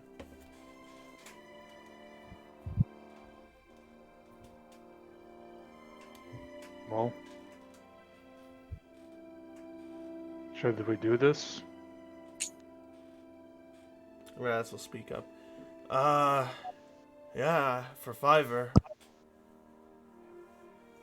Morg kind of shifts a little bit at the mention of Fiverr. We're doing Hey, this I mean, if you're that, Oh, you can go, Token. if you're that down about it, Raditz, why don't you just? And he will hold up Raditz's coin purse. Why don't you just use this? God damn it! Give it back!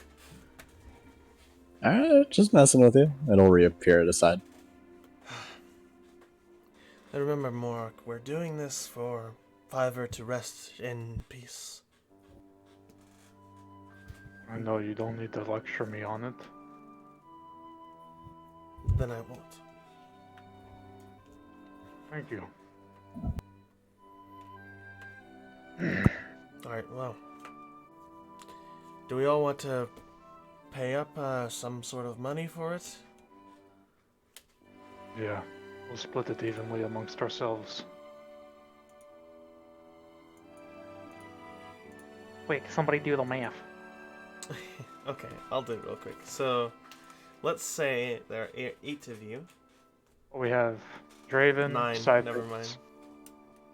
So 9 of us. So 500 divided by 9. 55 gold, about. 55 gold apiece, with one person paying less or more. I think that would be Gara. Gara would have to pay less. Oh, well, is Garrett coming along with us? Well, he's been traveling with you for now. You can assume so if you'd like. No, Mark will ask. Garrett, do you plan on coming with us?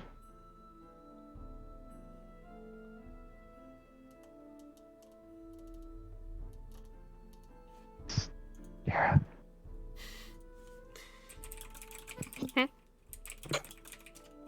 Garrett, do you plan on coming with us to Skull's Keep? Oh, of course. Alright, we're all pitching in to get the ship. You'll pay the lesser amount. Oh, alright then. Is that fair? Sure. Alright. How much gold do you have on you by chance? She, digs around her bag. As I'm trying to look for my currency. It's okay. Quinn. Oh. Shoot. Oh. Okay. Refresh your page. That's interesting. There you go. Okay, refresh it now. D&D Beyond is being fantastic right now. I figure it is.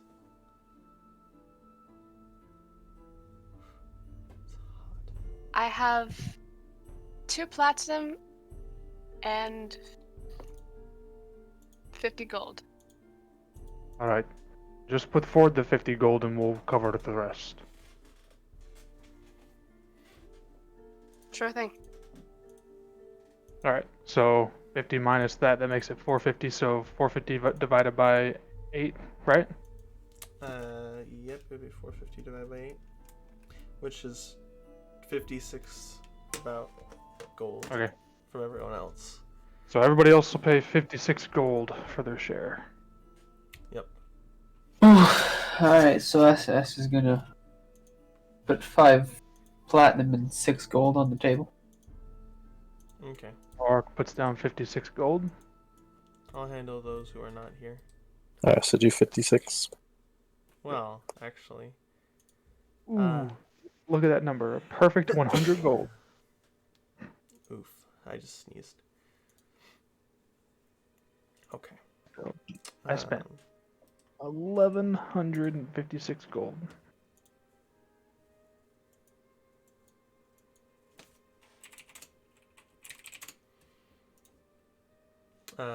Token, we're basically playing off the ship right now, so they need about 56 gold.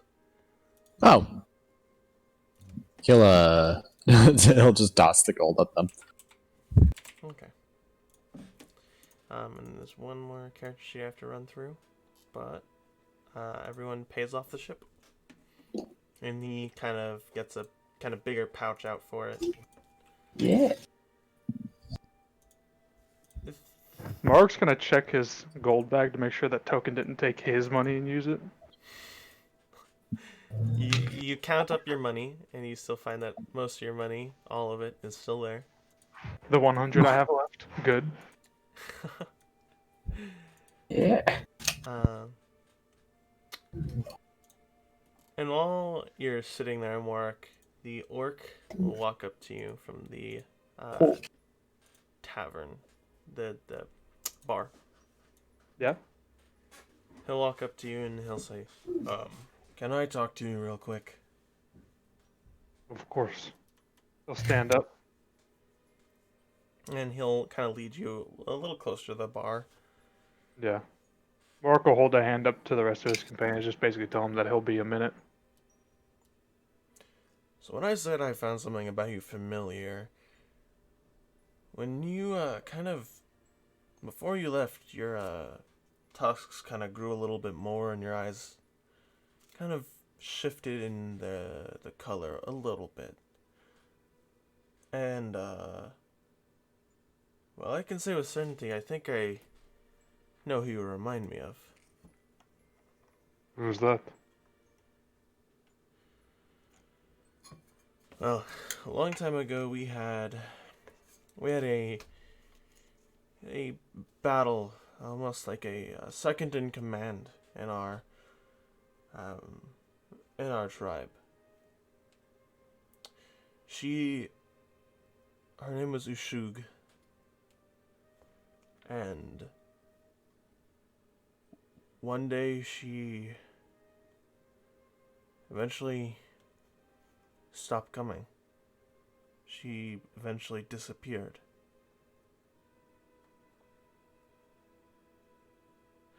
There are rumors flying around. Rumors around us from our animals, well, I'll say, our companions, that she was having a child of sorts.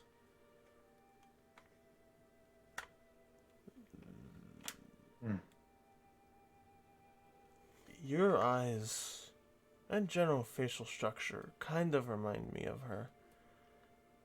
But part of you also looks so human.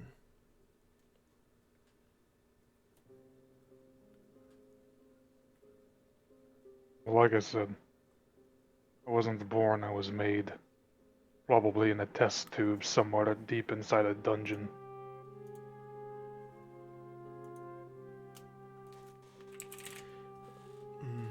I think that's something you'll have to find out from your church. I mean, I intend on it. he kind of grins and he says, "Good on you. You're able to fight your battles, unlike us." Well, I intend to change that as well. Do you What know do you- why I'm going back to the wolves? Do you know why I'm coming at them, not to hunt them? Is it so you can help us? It's so I can storm Stella Wall. So I can kill all the church members who lied to me those years. So I can eviscerate Alexander till there's nothing left. So I can destroy Darium limb from limb. So I can destroy Tiana. There's nothing left there for me.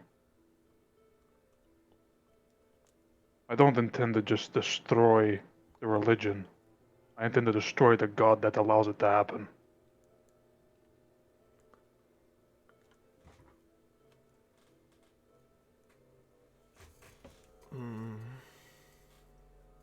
His kind of grin went from like a kind of good grin to a kind of neutral face.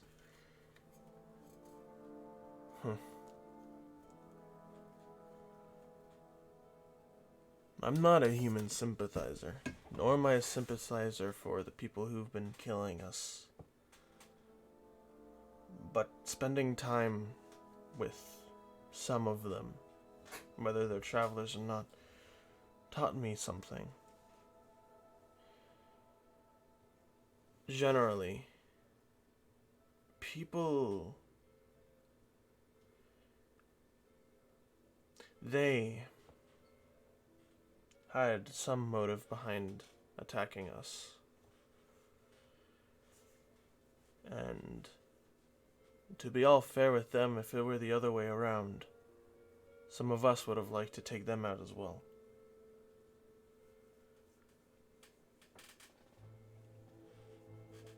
I disagree with your notion of destroying a belief,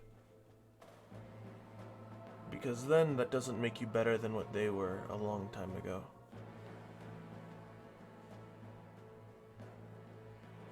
They'll be the next orcs, and you'll be the next group of Tiana.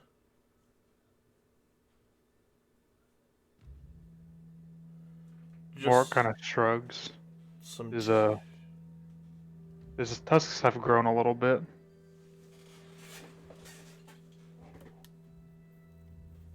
Well, who's to say that I want to be any better?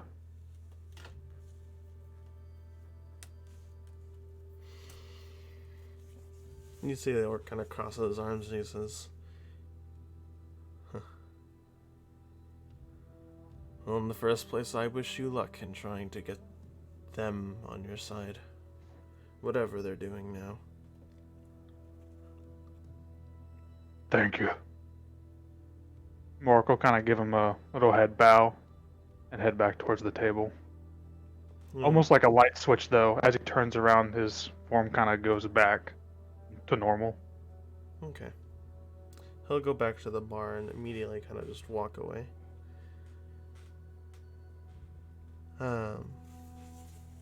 Gulran then says, well, the payments have been made. I will deposit them.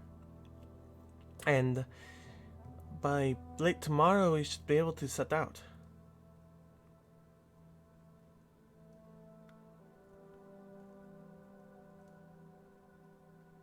Does that sound good to everybody?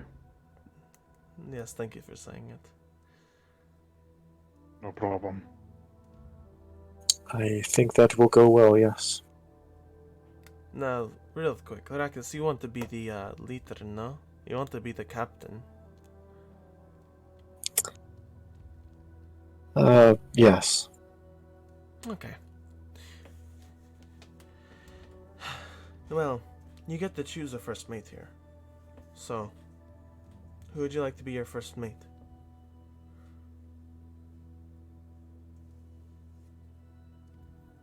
Is there anyone who specifically would like to be Morak? Reddits? Raditz will speak up. This is your choice, Rakus. This isn't mine. And, Gularan will pipe up and say, generally speaking, your first mate is, someone you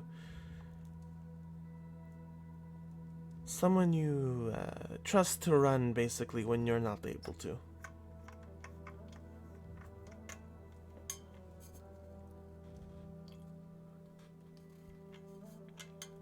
Is there anyone charismatic or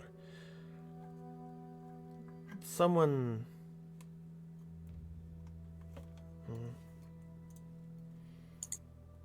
I'm not really. I think I know somebody. He looks towards Tolkien. I was going to say, he has more experience than the rest of you, so... Token, would you be willing to be my first mate? Yeah, fuck it. Why not? Okay, that is your answer. It's as simple as that. The rest of you... Now, I don't know if the rest of you have ship experience, so you'll most likely be passengers, so do as you'd like. As for Token and Rakus, when it comes to any combat that will happen, you'll be leading everyone else.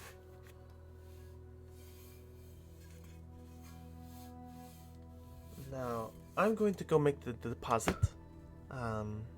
It's a pleasure doing business. We'll meet back at the Longbow, which is the furthest ship to the left of the port. And we will begin our journey. Sorry. It's okay. And the dragonman will turn around and walk out of the tavern. Is there anything anyone would like to do? If I've ever seen a shady guy, it's that guy. Yeah. What I time of wouldn't day know, is I it? wouldn't know what they look like, though. It's like midday, I would say. Yeah, I'd like to head out. Okay. I'd like to go to the blacksmith. Okay. You head over to the blacksmith. Wow, another person who normally doesn't come over here for business. What would you like? Well, throughout my journey, I've gathered various items I don't really need. Would you be willing to buy them from me? Sure, melts. Yeah, as long as they're metal, I'll melt them down and use them to repair ships. I pull out a longsword and dagger. I also have a long bow and some arrows I assume you would not want that. There is a shop actually, Twine String.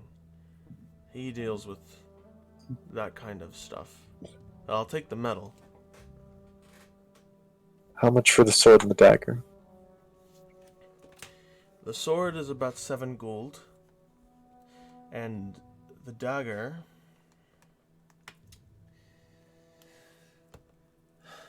Let's see. The dagger will be about a gold piece.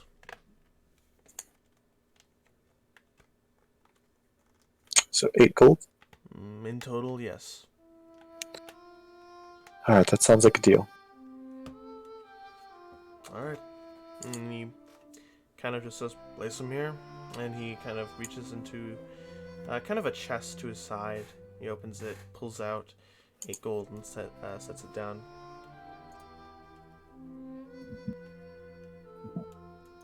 Alright, could you point me in the right way for that shop you mentioned?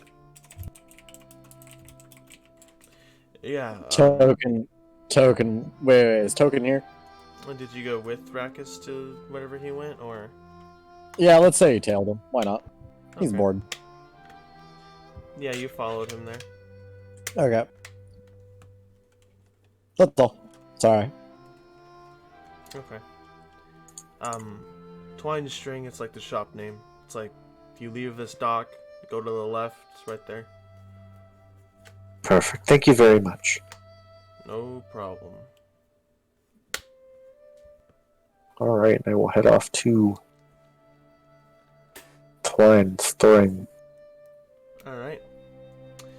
You see a magnificent shop with display cases, just basically showing this most beautiful bows and arrows you've ever seen. You walk in, you see an elf there. Hello. Hi, so throughout my journey I've gotten various items and I was told to come here. I have a longbow and some arrows that I don't have any need for. Let's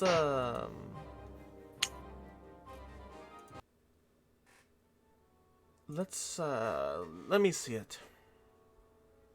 I hand her a longbow and a quiver full of 20 arrows. Okay. He says, the arrows I can sell 1 gold piece for. The longbow is about 25 gold pieces I can give you. Sounds great. Alrighty then. And then he takes the bow and arrow and hands you in total 26 gold pieces. Thank you very much. Have a good rest of your day. You as well.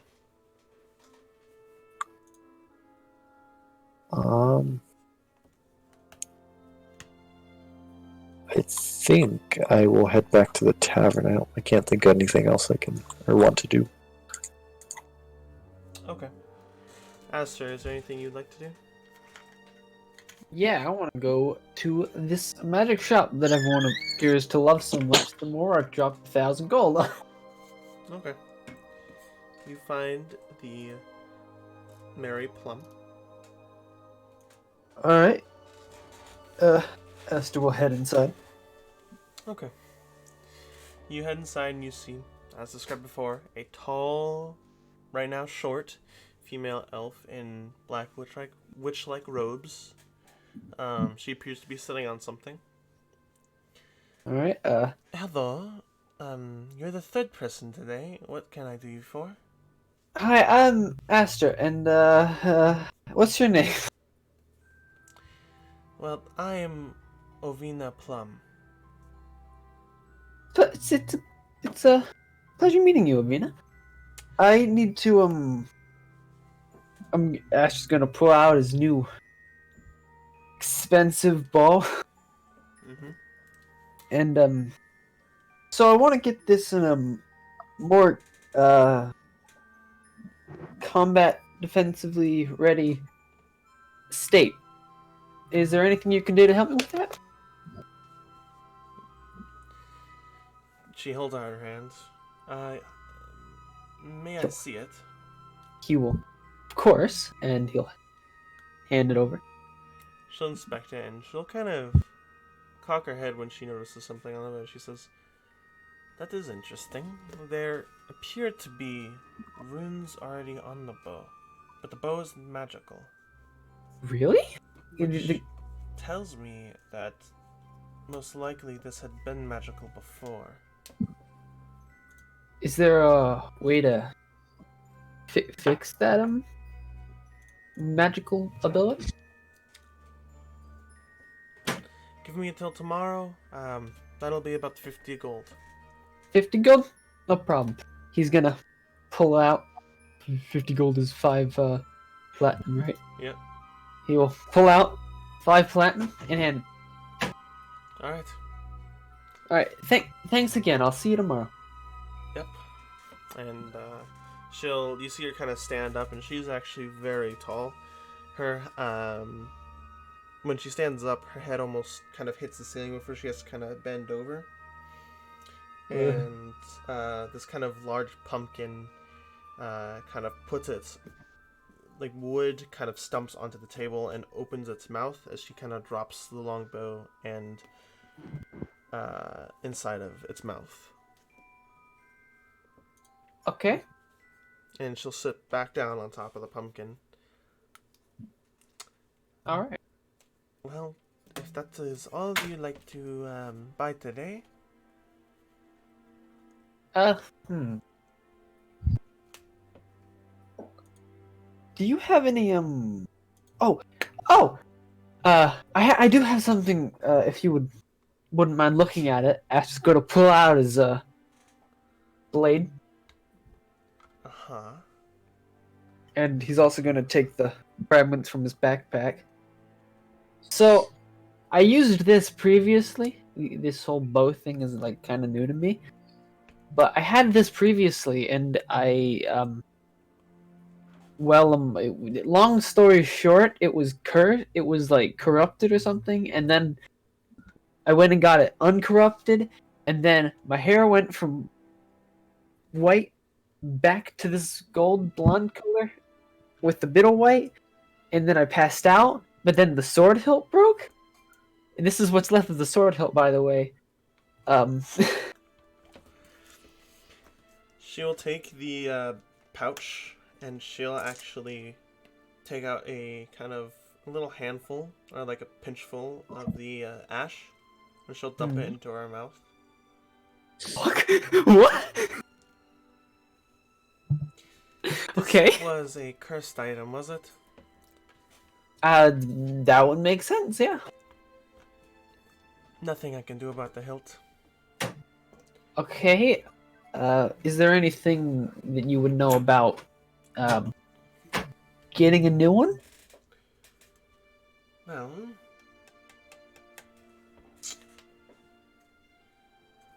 Also, another side question: do you know anything about something called a chosen? It's another popular question I've been asking almost everyone. there's a lot of chosens. What kind? What are you referring to? There's the main one I've heard about, and is chosen by the gods or something, and they gotta do something, and then Chosen are individuals when born, theoretically are chosen by a democratic vote from the gods. One of the gods' powers, each god's powers enter that individual and make them into a Asimar. They are made in order to protect the world from negative situations. When one dies, well, then a new one is chosen. I see. I previously met one of these chosen, I believe, and they're not dead. So why would they not still have those powers and be the chosen? The chosen is one selected person. There is no multiple chosen. There can only be one at a time. So if a person were to die and then be resurrected once a new chosen was chosen, they wouldn't gain those powers back. I see. They would be a normal person. Now, another question. So, if this chosen dies, how long does it take to choose a new chosen? And if that chosen that died is resurrected before that time, what happens? I don't know the exact periods of when gods choose their chosen. I know that generally every at least 100 years there's been a new chosen. Asimar live at least 100 years normally before getting old. So probably since they choose them at birth, most likely the individual is chosen at birth anywhere, at least in the continent of Venuru. See. And what exactly does a chosen do, or what? How would they get their assignment? Well, generally speaking, the gods tell them. Huh. Well. Okay. So, thank you. That's some good information. Astra's gonna give her a platinum for the information. Thank you. And so about this sword, this blade right here. Is there anything that can be done about it? Well, just looking at it, looking at your eyes, and judging by the questions you've asked, you are one of the chosen, you believe. Yeah, you got me. That's what I've kind of figured out. And each Yeah. chosen is given a special weapon that they use. I guess so. And let me guess, this is what you believe your special weapon is? Yes.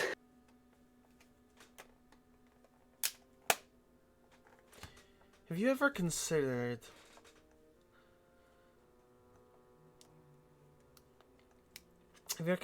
trying to well, hold on. And she begins to cast some sort of spell onto the blade. Okay. She says, after about 2 minutes pass by, she says, okay, well, I can tell you this. Like how a person needs to bond to a item, magical item sometimes, this blade needs to bond to a similar hilt. What I'm assuming here is that the gods wouldn't give you a cursed hilt. So, there's something stopping you or trying to get in your way of getting perhaps your full powers. Oh. Oh, that would make sense. Alright. Have you not received an assignment from your gods? As far as I've heard, no. They haven't contacted me. Had I- any dreams at all?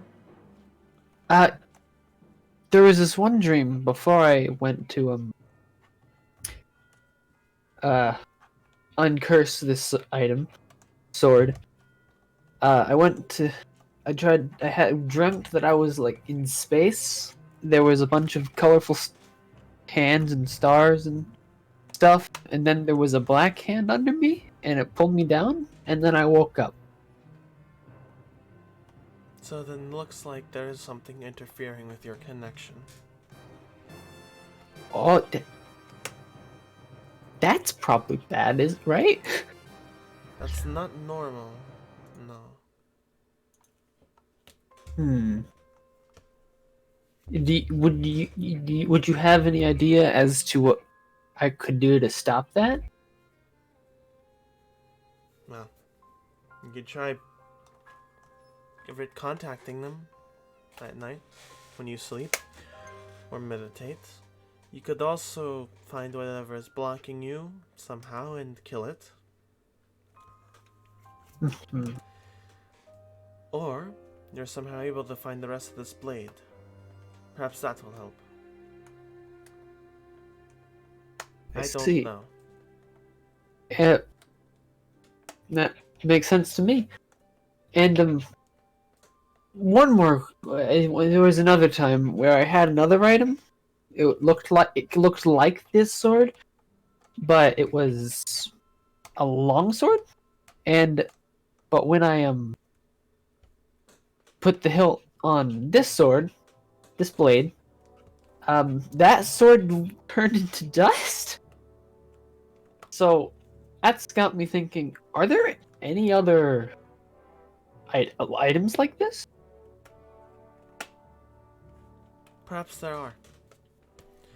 The champion's chosen weapons don't usually just disappear.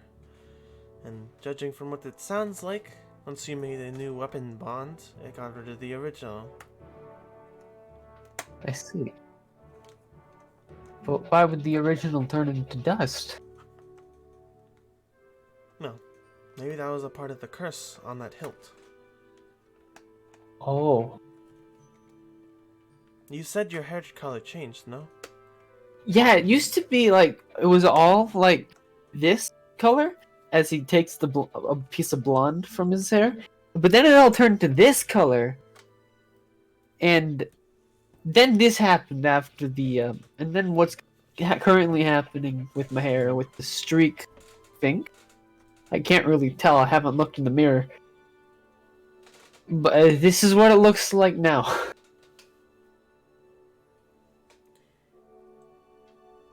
Can you attempt to go into your ASMR form for me right now? Yeah. Asta's gonna go to that form. Okay. You do begin to. Oh. And you begin to channel your divine energy. And you see your feathered corporeal wing appear on your left side. But on the right side, you see this kind of skeletal black wing form. And then you feel a kind of like a wet, like water kind of, almost like crying, kind of drip down one of your eyes. And you see the girl go, I don't know about you, but that looks like a serious curse. And she kind of takes out a mirror and shows you. Your face, your right eye is entirely black, and it is leaking this kind of black liquid. Oh. And That's your not left normal. eye is glowing radiant and looks as it normally did. And so does the left wing, but your right wing is black and skeletal. And the energy that kind of flows around you, while some of it's white streaks of radiant energy, some of it is just a black streak of necrotic energy. Wait, hold. That's new. Yeah, see, funny story with this as well. It used to be, it used to all look like he's gonna wave his left arm this side, and then it all became this side when my hair was all white, and now there's this. That's new. I would say try contacting them again. See what happens. Okay, should I like try to do that now or when I sleep tonight and come back tomorrow? When you sleep. Okay. What this curse? So, is there a curse on me then? I would say so. My specialty are curses. I am a witch of sorts. Oh, actually, now that I think about it, I kind of do a cursey hexy thing. Like when I look at someone who's betrayed me, sometimes it happens quite a few times. Basically, when I'm trying to protect my friends, a certain person stands out to me, and I appear to do some weird stuff happens, and then I can like fight them easier. Uh-huh. I'd say that mostly has to deal with that you're a chosen. You're chosen for a task, so it wouldn't surprise me if individuals are that task, or you can do it better, you can take down the person better because they were chosen to do that. Hmm. Huh. Anyway, I have inter- a lot of enchanting to get to, so Yeah. So I didn't. Yeah. Anyways, so come back tomorrow. yes. Okay, will do. Thanks again for everything. Indeed. No problem. And she kind of waves at you. Also, oh, do you want me to like? Should I leave this? Obviously I gotta leave the bow, but should I leave this this blade in the hilt with you too, or? No. I'll take the Oh. hilts and I'll give you 50 gold for it, but keep your Okay. blade. All right. 50. Are you? Okay. Yeah, sounds good to me. All right. And she takes the pouch and gives you 50 gold as well as your blade back. All right. And thank you again. Alright. Goodbye. All right. Goodbye. Till tomorrow. Indeed. And he's gonna walk out. Alright. Do you go back to the tavern, Esther? I will go back to the tavern. Yes. Okay. Is there anything anyone would like to do for the rest of this day? Not for this day. Okay. Well, if no one would like to do anything, when everyone goes to bed,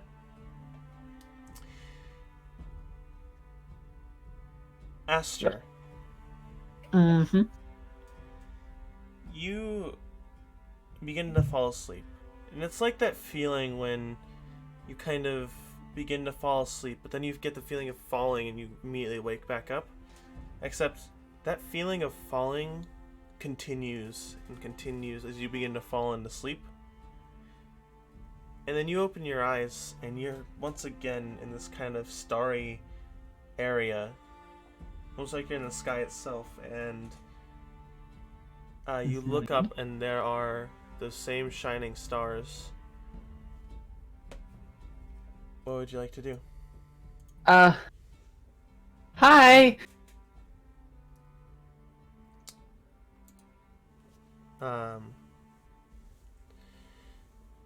You see a figure appear before you. It is a pale, ghostly looking figure, and she is relatively tall. And you see her kind of appear. She has a big cloak, white cloak that floats behind her. And she seems to wear this kind of crown-like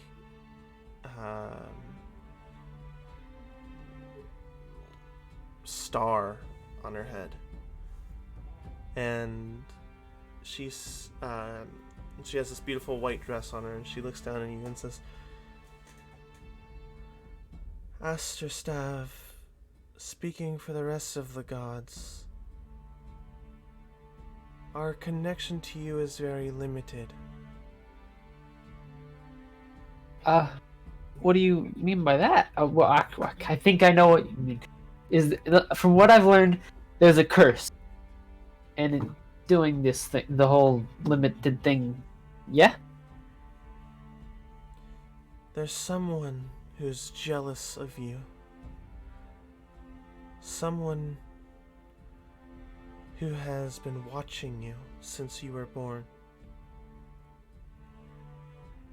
His name is Killian. Oh. So, And at this point, you see from the black void of space, all these black hands kind of reach out and they cover the stars. And she kind of looks to you and says, "He is coming to interrupt our connection now." wait. So wait, how do I, I cannot stop? answer that. You'll have to figure that out for yourself. But Okay, is there anything I need to do? Is most of, just keep doing what you think is right. okay. I understand. Killian is slowly taking over the dead. What? The father, Brazil, who normally controls it, is unable to control those who die. They end up somewhere else now. And slowly and surely, I am losing more power. Tiana, I am losing more power. Wait, you're Tiana? And these kind of black hands kind of begin to encompass the connection between you and her. They slowly begin to take up more and more of her frame, leaving really only her head. And she says, "If you see Morark, tell I will. him I am sorry for those who have raised him."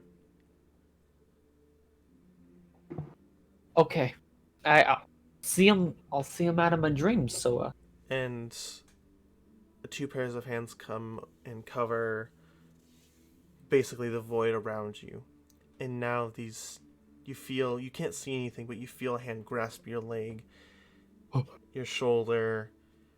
One goes around your waist, another kind of grabs your head, your face, your hand, your wrist. All these hands encompass you, and then you feel yourself breaking apart, and then you wake up.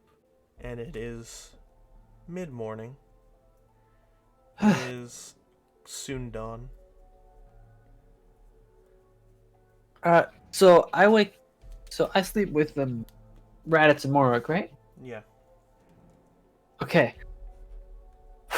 So Ash is gonna wake up. Do I have any headaches like last time, or? Not this time, no. You have a Alright. general feeling of sickness in your stomach. It's not palpable, but it's like that kind of it's like churning feeling you get when you're on a roller coaster. Let's see. So Ash is gonna look around. Is everyone asleep? Currently, yes. It is almost dawn, so I see. it's barely only really light out. Got it.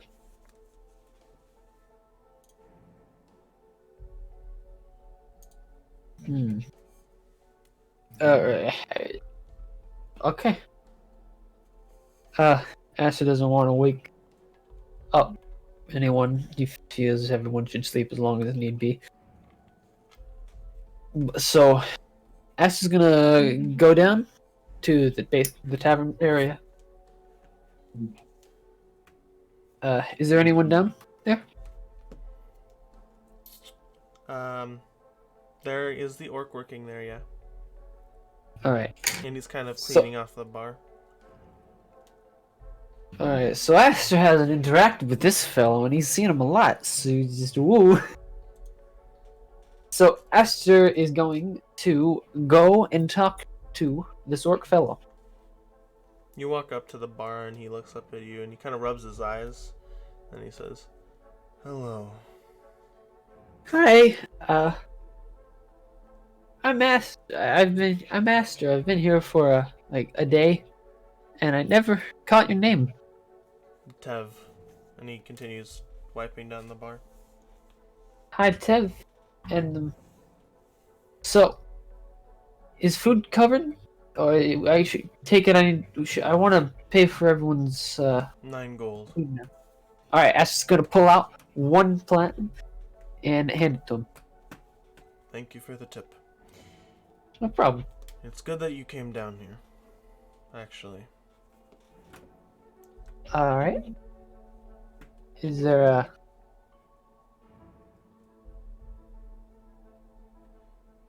That friend of yours, I think you're friends. Was he the orc guy, Morik? Yes, I'm referring to Morork. Yeah, he's nice, but You need to watch him. He is going down a dark path. Oh. Good. Okay, thank you. That's really good to know. Mm-hmm. Well, it's not good to know, but it's good that I know now so I can help. You get the point. Anyway, I'll start serving up your food now. Alright. Thank you very much. And he'll put on this apron and head into the back room. Is there anything else you'd like to do, Aster? Oh. No, I think I shall wait for well, I'm gonna wait for breakfast. Yep, I'll wait for breakfast and then I'll go to I'll just wait for people to wake up and for breakfast. Okay. Everyone eventually wakes up. Mhm. And does Aster serve everyone their breakfast in the morning, or? Of course. Okay. There's a knock at your door, Morark. Mork is sleeping in again. Okay. Aster, you just open the door to your room, and you walk in. Alright. I'm And guessing it's- Raditz is kind of stirring awake. Oh. Thanks, Aster. And he kind of holds out his hand. no problem. And And then he Morark's still sleeping, I guess. yeah, I'm gonna wait, yeah. I'll deal with that. Anyways, sleep as long as you need and you got food. Alright, Asta's gonna go to Morik and wake him up. Just kind of like just tapping on him, giving him like a Yeah, a few taps will wake him up. He just kind of opens an eye at you and goes, "Yes, Esther." hi, Morik. Got food. And Just set it on the nightstand, thank you. okay, he's gonna set it on the night. And yeah, I've got a quick thing that I want to just say. I had a really weird dream, and I talked to a really nice lady yesterday, and think I spoke to the gods, Well, good for you. and Tiana apologizes for the people who raised you. It's not what she intended to happen. Mork chuckles. He pats Esther on the shoulder. He says, if Tiana cared, she could tell me herself. I mean, if you want, I can arrange that. I mean, is there some weird stuff? Oh, Killian! He's a problem, by the way. We gotta... Gillian? Killian. Yeah, Well, he's... I figured as much. Yeah. Long story short, I can't have proper conversations with people in my dreams until we deal with him. But yeah. Anyways, Yeah. I'll talk to you later, Mark. I'll see you later, Esther. Mark will give Esther a nice pat on the shoulder. That's gonna give him a quick hug. He'll do the little side hug maneuver. We just go like, okay, yeah, we're doing this.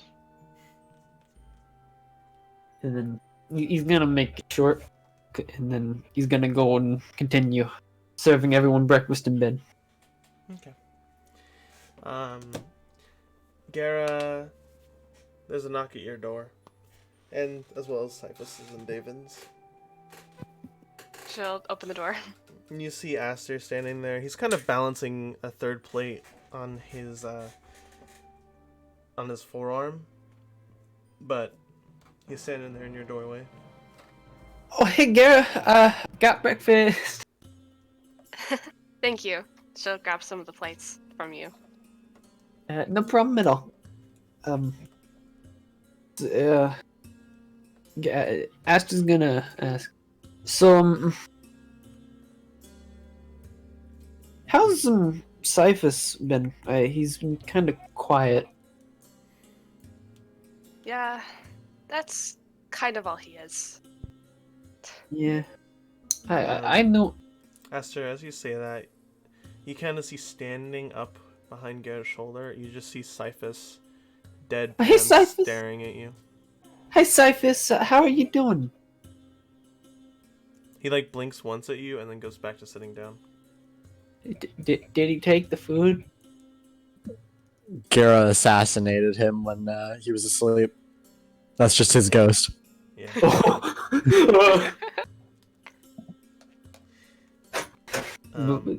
Did and Cyphus then- take the food? At this point, Davin kind of walking up to the door. Hey, I'll take it here from here, Aster. All right. I'll see you later, David. Yeah, you doing good too, bud? Yeah. He's an interesting fellow back there. Yeah. Keep an eye on him, please. Sure. And he'll hold out his hand for 2 plates. He will hand those 2 plates over. Okay. And is Gareth still at the door? Yeah. So, yeah, we haven't spoken much, and I believe we haven't. so you want to? So what's kind of your story? Because like I heard there's your you and Rakis are like siblings or something. Let's talk outside, not in the doorway. Oh, right, my bad. Anyway, yeah. So yeah, Gara steps out with her tray, and I guess I don't know if you want to go somewhere. The front tavern. You can either head downstairs or you can stay in the hallway. It's up to you. I think downstairs is the best bet. Yeah. Okay. You two walk downstairs. You didn't show up to Charleston or Rakis' room yet, Aster. Just keep that in mind. Oh. But you head downstairs, and I imagine you sit at a table. All right. Yep. So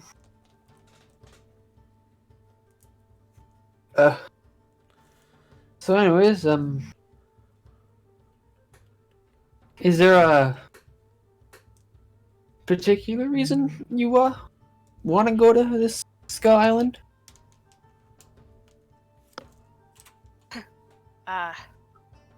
Well, not in particular.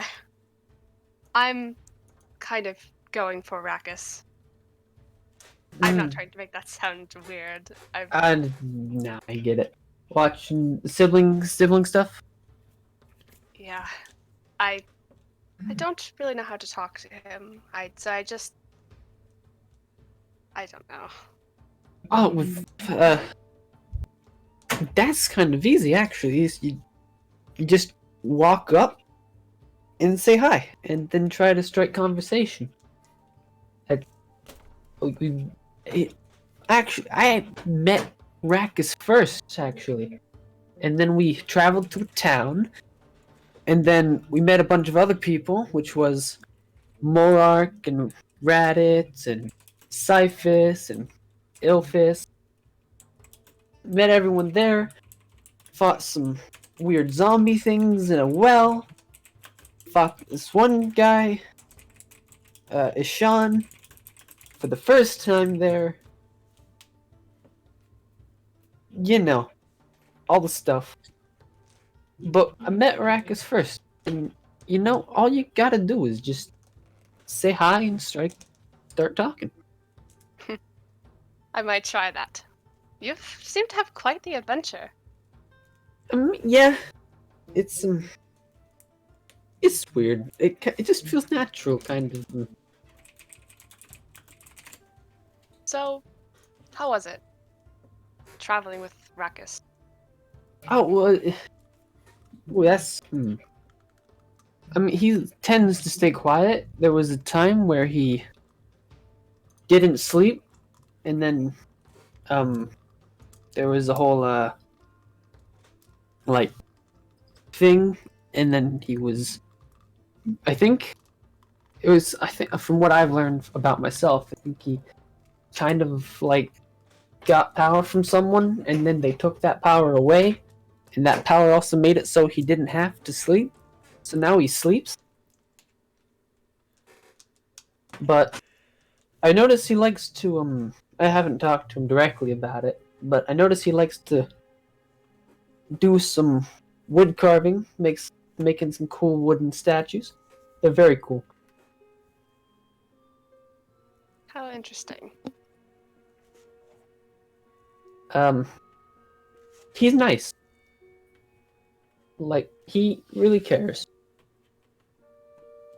If that wasn't already obvious. Yeah. If you want to talk about anything later, feel free to. I'd love to. Thank you. Oh, forgot. What were the other two? Oh, Charleston and Rackus. I forgot Rex and Charleston's food. It's getting cold. I gotta go and talk to them about that. One sec. I'll talk to you later. All right then. Goodbye. Bye. And he's gonna grab the food, rush up to the third room, knock on the door.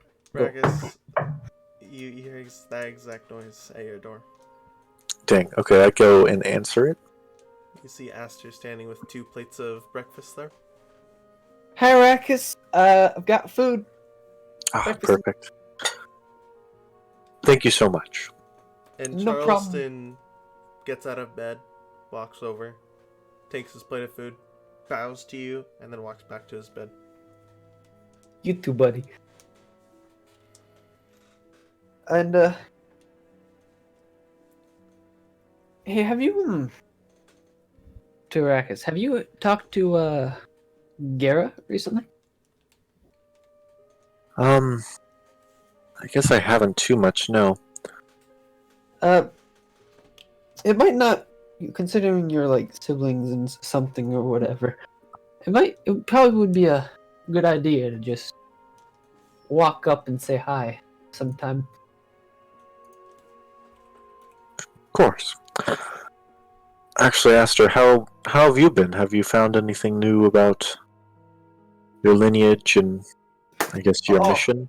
It is so funny you ask. I have learned so much. Let's see, from the start, it was so apparently a chosen is basically chosen is chosen by the gods, thus the name chosen, and then they give that chosen power. Basically. So I have power because they gave it to me. And chosen are chosen every 100 years. and they turn into an Aasimar, which would explain why I'm an Aasimar. And then there was the other point where... So Killian is apparently cursed, is basically in the way of me being what I'm supposed to be. And he's causing a lot of problems, especially for the gods. Death doesn't work right now. And I wouldn't be surprised if this Killian fellow interacted with Morark's raising or something. There's a lot with that. Walking up is Charleston. And in his Hey, hand, Charles! he has a piece of paper. And All he right. just shoves it in your face, and it says, "Why don't you just tell everyone that at once?"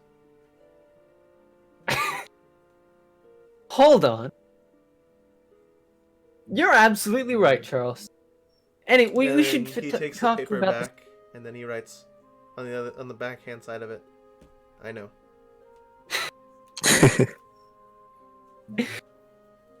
You know, that's a good point. We should talk. We should all talk at breakfast, and I'll have to go over this story again. But Oh no!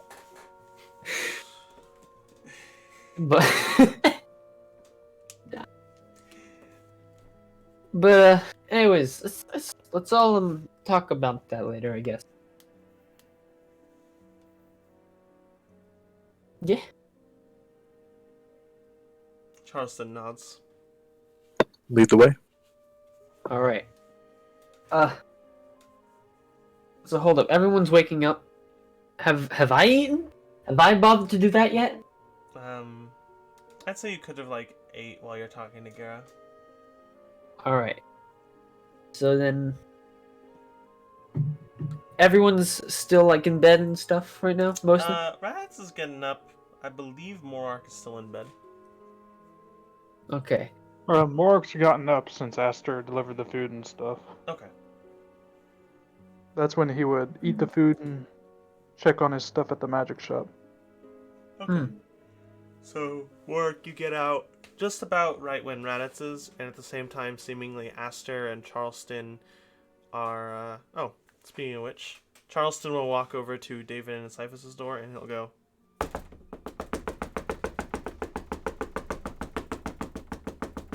And then eventually, David will answer the door and he'll say, "You know, you don't really have to keep knocking the door like that." And Charleston will shrug and then kind of give a "come with me" hand signal, and he'll follow the rest of your group. David turns around to Siphons and says, "Yeah, alright. I know you're gonna stay here, but I'll just inform you what they say."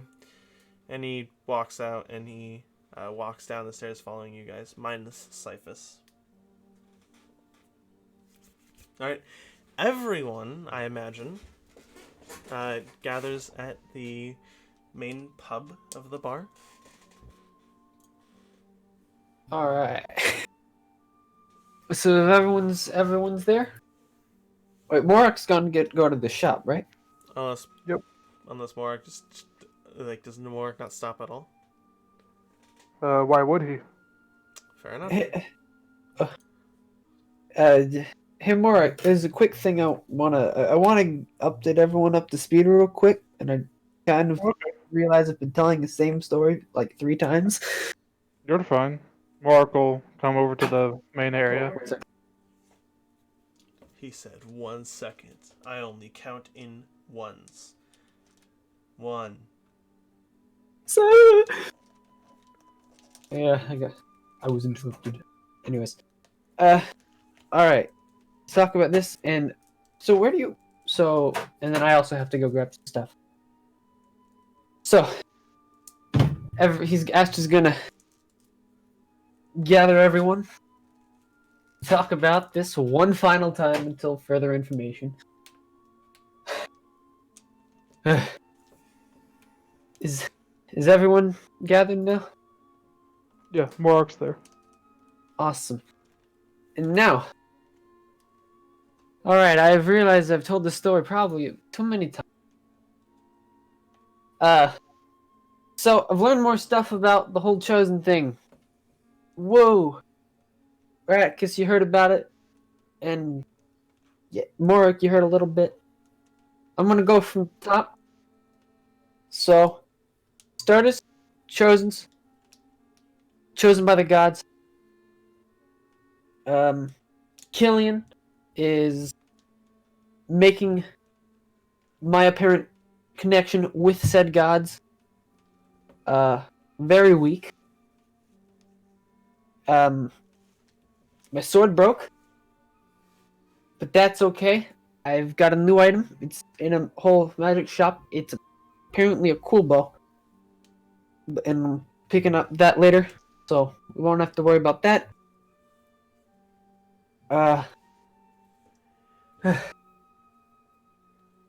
What's next? I can talk to the gods in my sleep, and there's all that, and I'm given God because I am chosen. Apparently, I am given power by those gods, and these weapons, like the sword that I've been using, that is also now broken. We don't talk about that. Gives me a better connection with those gods, and yeah. Is that everything?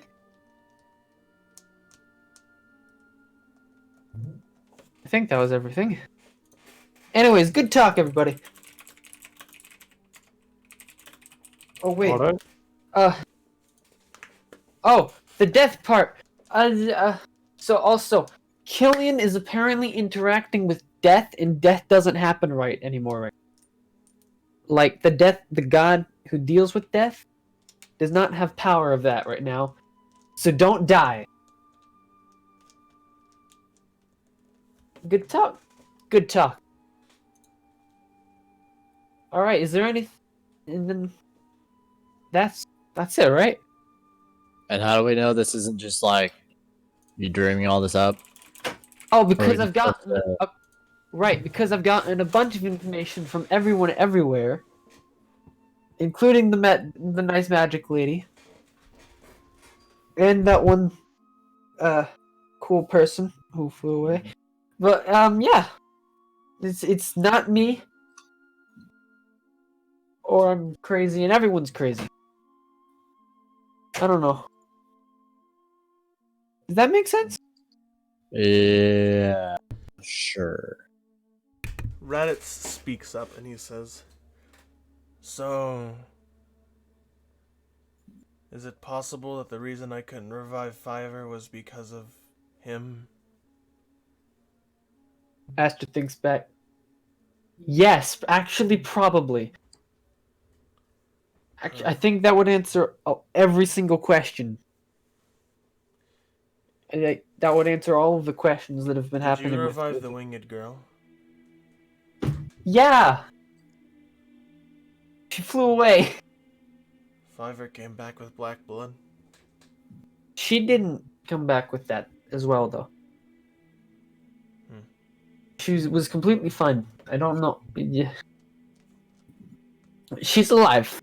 And she's well. I think.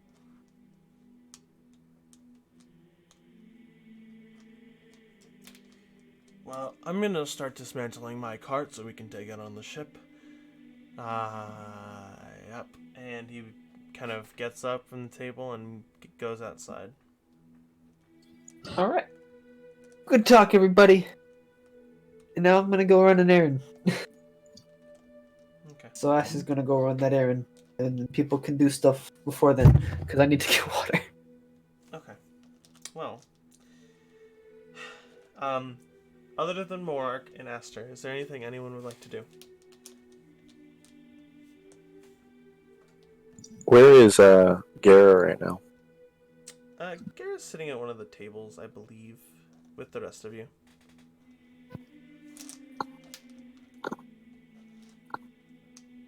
So, Gara, Oh, hello, Rakus. How are you? I'm doing quite well. How are you? I'm alright. I guess I was just curious. How did you...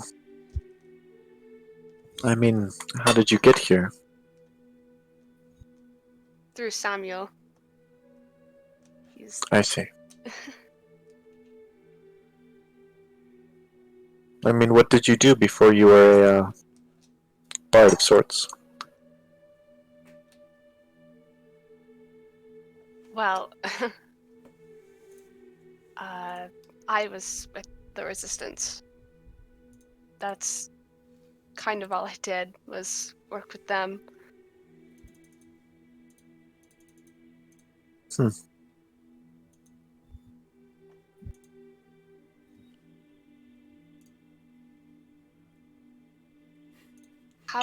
How's this? How have? Sorry, I'm just not used to talking to you. I know, I guess at least it's crazy.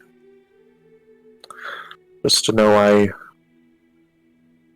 been on this planet for so many years and I never knew that you existed. It truly is something. It's quite peculiar. Must thank you again for teaching me these new skills. It's quite fine. I've always wanted to make a difference, and well, growing up in Starport Bow, I didn't do much. But Well, I'm glad you're able to make that difference. thank you. Well, your friends seem interesting. Might I ask how you all met? Well, I guess initially I met Aster. He came into Starport Bow, and I don't know. We traveled together. We went. It was interesting. We actually bought horses, although we haven't had those horses for a long time. And then we met up with the rest of everyone else. I know, God, I know. Shut up, John. Yeah, I was just reminding you that I killed your horses. I know. Okay. Yes, you did. No need to remind him. Why do you have to remind me? And well, we encountered the rest of them. Morark, Raditz, Ilphis, Cyphus. And I guess we had the a call to action. Some apparent zombies attacked, and we all rose up, and from then we've been together. What a bunch of losers. The Token best doesn't losers. say this. The best of losers. Hmm.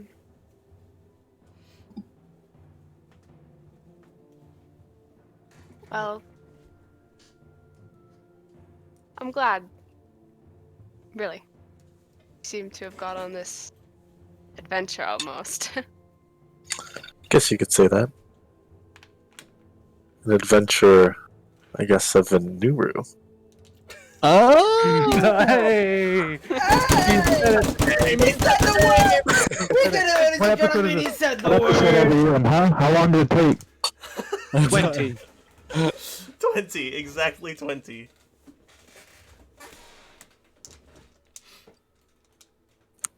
What time of day is it at this point? Morning. Oh, okay, so early morning. Yeah.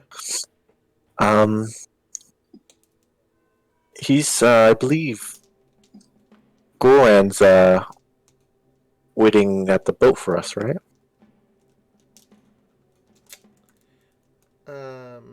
If you recall, he said either evening or night. This one we can. Oh, okay. So not morning.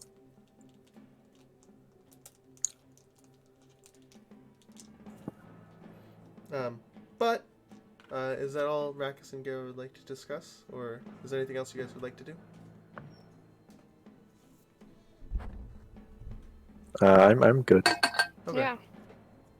So, Aster and Morik, one interesting thing is, as you kind of disperse from this conversation, both of you find yourselves trying to leave through the same exact door out of the tavern. You first. So where do you need to go? Oh, the magic shop. Oh, what a coincidence! I'm also going to magic. Well, that's cool. What are you going there for? Oh, I dropped off a bow that I bought earlier. It was very expensive, but apparently it's a lot cooler than I thought it was. Which it was pretty cool to begin with. So Well, it's awesome to hear.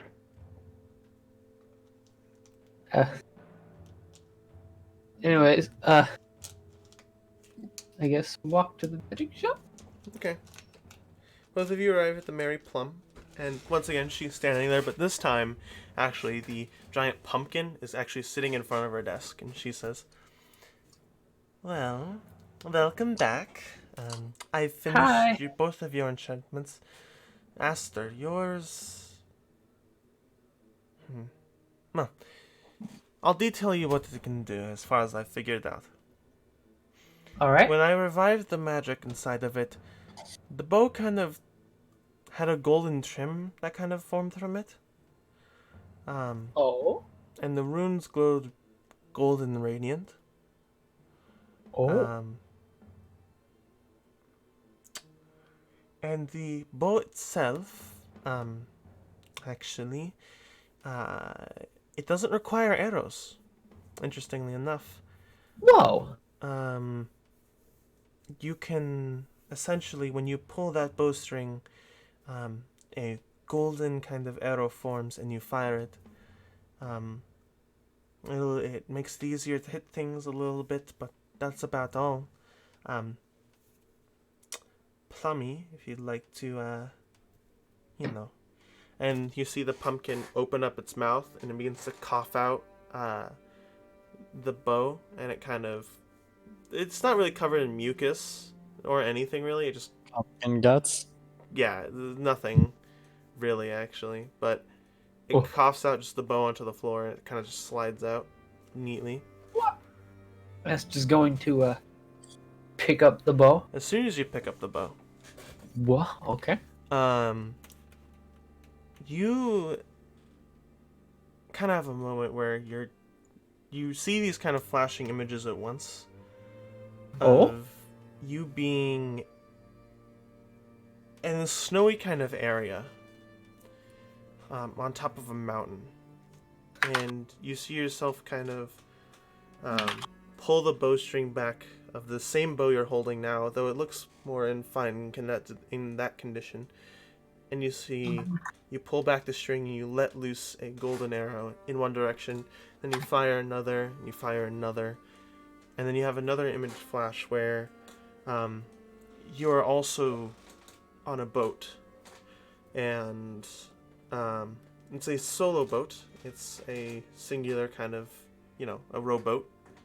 And you're rowing, and then you stop, and you appear to be in the middle of the ocean, and you pull back your bowstring once more as you see these green tentacles rise around this little rowboat, and before they essentially land onto your boat, you black out. And then all the images kind of flash away, and you're back to holding the bow. Whoa. Whack. What was that? And those remain in your memory, Aster. Oh. What I really did. So what did Morark see happen? You just saw Aster essentially just blank stare for a second, and then he came back. When he picked up the bow. Wondrous. Oh. And for you, Mark. It's an executioner's blade, no? Yes. Okay. Plummy, and it opens its mouth and begins to cough out the blade again, and it slides onto the floor, and you see there's a new rune under your original kind of, storm rune, and she says, the rune means dance fire, dance. Oh. It's not Mark will as pick it up. potent as your electricity, but it's hefty. I hope you enjoyed this little deal we made. I'll get you guys these items next game. Okay. When I pick it up, how does it feel? One thing to do note, it actually doesn't really change in size, or not size, but weight. And it also, it feels only slightly like it fits your hand better.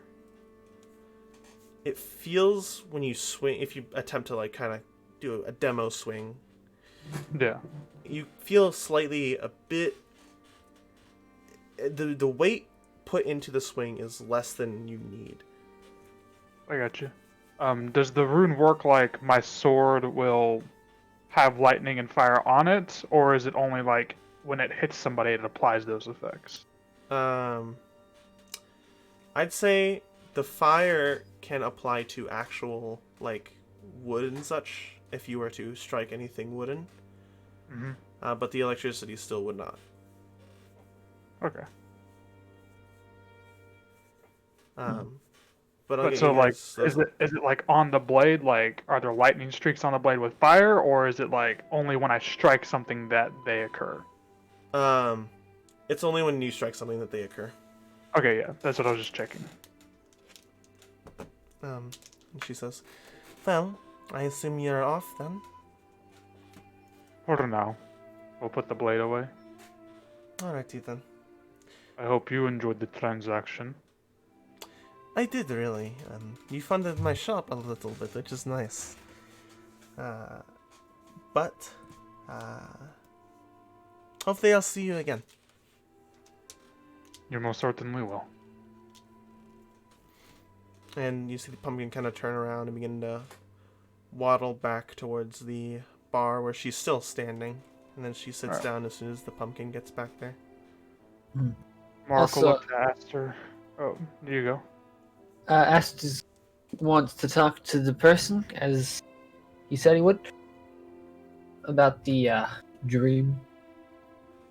Okay, you walk up to her.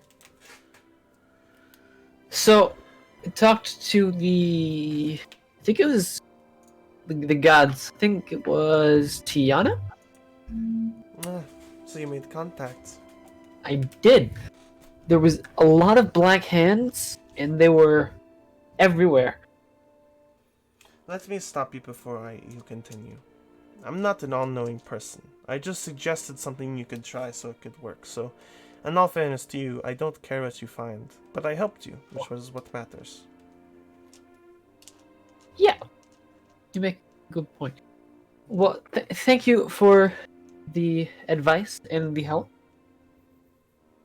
Uh-huh. Well, And nothing big. I work in curses.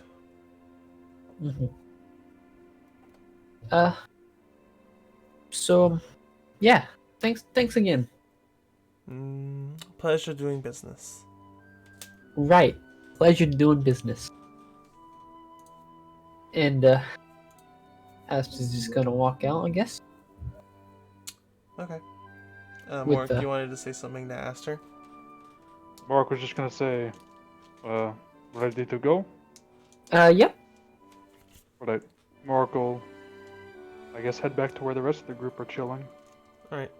Does Actually, anyone... is there like a practice area, like a dummy? Oh, is there?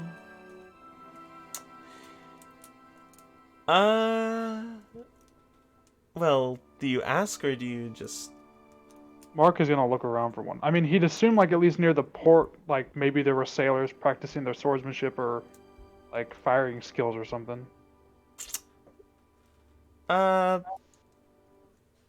Not necessarily here. Okay. Then he'll find a nearby tree. Alright. You do find a nearby tree. Not a big one. It's like a small, like, Yeah, one that's away from other ones as well. fair enough. That's And just we'll take a swing at it. Okay. So it is a +2 weapon. Yeah. Um To and attacks and damage? yes. Oh, okay. And then it's 2d6 lightning damage and 1d4 fire damage. Okay. Plus my original 2d6. From your greatsword, yeah. Damage. Yeah, okay. So, I assume like over 20 hits. A tree? No, actually, you hit the tree and then it turns into a black void that eats you. No, it hits the tree. I was about to say, well, I guess I'm out of here, boys. Okay, so 2d6 for lightning and also base damage, and then 1d4 for the fire. Mm-hmm. So that's a 6, a 5. I re-roll the 1 and the 2 because of Great Weapon Master. You're really spending it on the tree. why not? You know? 11, 8, 19, a 3, Whoa. 4. So 22 plus my strength of, so strength and then the +2, so 7. So 29 points of damage. What the fuck? I mean, that's what happens when you spend all your money. You're right. That's without giants with the additional d6, and without the ice for the additional +1. Jeez. You cut through this tree, and there's sparks of electricity that shoot off of the clean cut you go through the tree with. And as soon as you cut through the tree, starting from almost the inside out, there's a slight bit of fire that starts.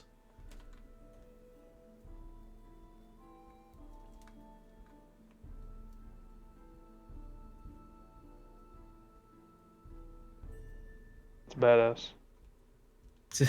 Actually, it's not a +2, it's my bad.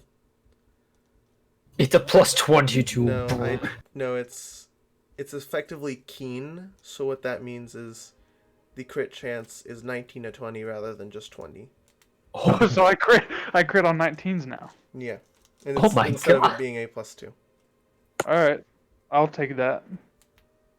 Well, I rolled a 19, so I critted, so it's -1. You fucking just kill the tree, man. It's The just tree a is gone. It's gone, bro. Morark's like, by enchanting my weapon with 3 different enchants, I can cut a tree in half in one slice. Rackus, funny looking stick go thwack. You are now healed. Is there another tree? Yeah, there's a forest, so yes. Oh, I'll select tree that is kind of far, Okay. but also far from all the other trees. And I will do the same thing, but with a bow. Okay. What a concept. So, I don't know what kind of stuff you want me to roll for. Just So it's D20? just it's a D20 to hit.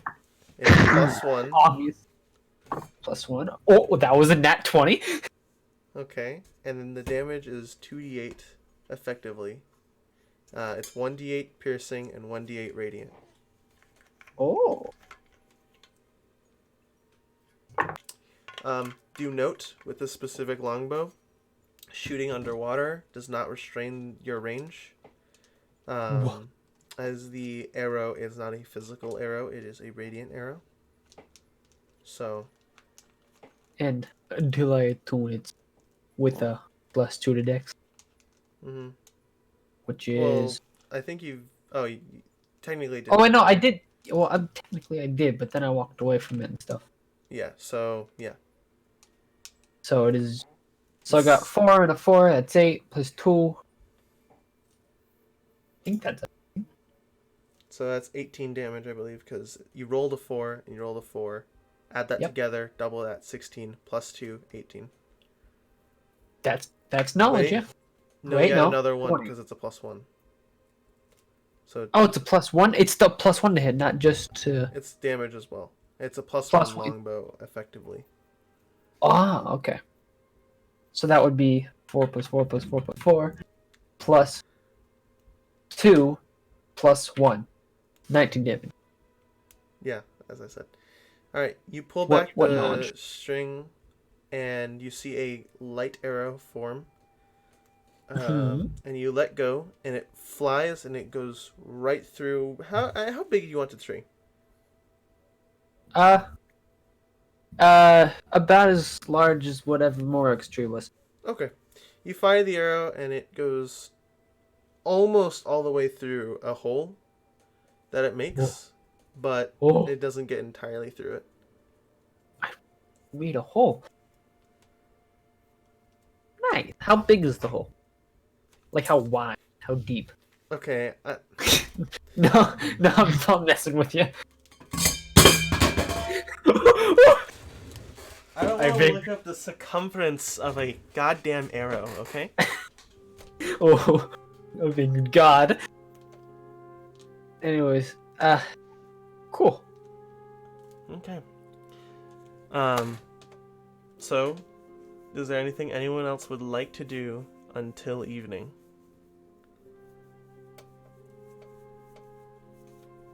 Nope. I mean, Aster would like to tune to the bow off. Gino, that would, yeah. Okay. So, you attune to your bow, Mm-hmm. and evening comes. Do you guys head to the dock? Yeah. Right. I- Raditz has at this to. point has deconstructed his cart, and he's currently working on getting the horse onto the ship, which should be proving interesting. And he kind of gets a crate onto the ship that has the cart in it, and does Rackus take the wheel? Yes. And does Token stand by Rackus' side? Sure, bud. All right. Does everyone board the ship? Can we? Yeah. Yeah. All right. Uh, Everyone yeah. boards the ship. Rackus, Cool. what is your first order? Also, by the way, Guluran is standing on your... So, Token's standing on your right, or sorry, left, and Guluran's standing on your right. And Guluran says to you, Rackus, so what are the first orders? I start turning the wheel to the right. Pull the anchor. And you guys hear an anchor, the chains kind of pull against the wood as the anchor is being pulled up. And then you hear a lock. Ooh. Way hey up she rises. Way hey and up she rises. Way hey and up she rises. Early in the morning. And Except in the evening. the kind of crew, by the way, all these crew, about 10 of them look like elves. There's a total of 30 crew members. Ooh. 5 of which are cooks, and the rest are workers for the ship. So,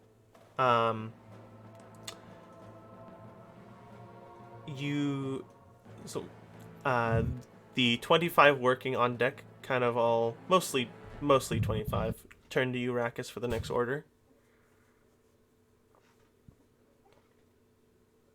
Unfurl the sails. And you see kind of they begin to work at the sails, and both of them come down, and then you feel immediately the ship just kind of almost like a whiplash. You just begin going, and you're actually now traveling out into sea. And for the first day of travel, is there anything anyone would like to do?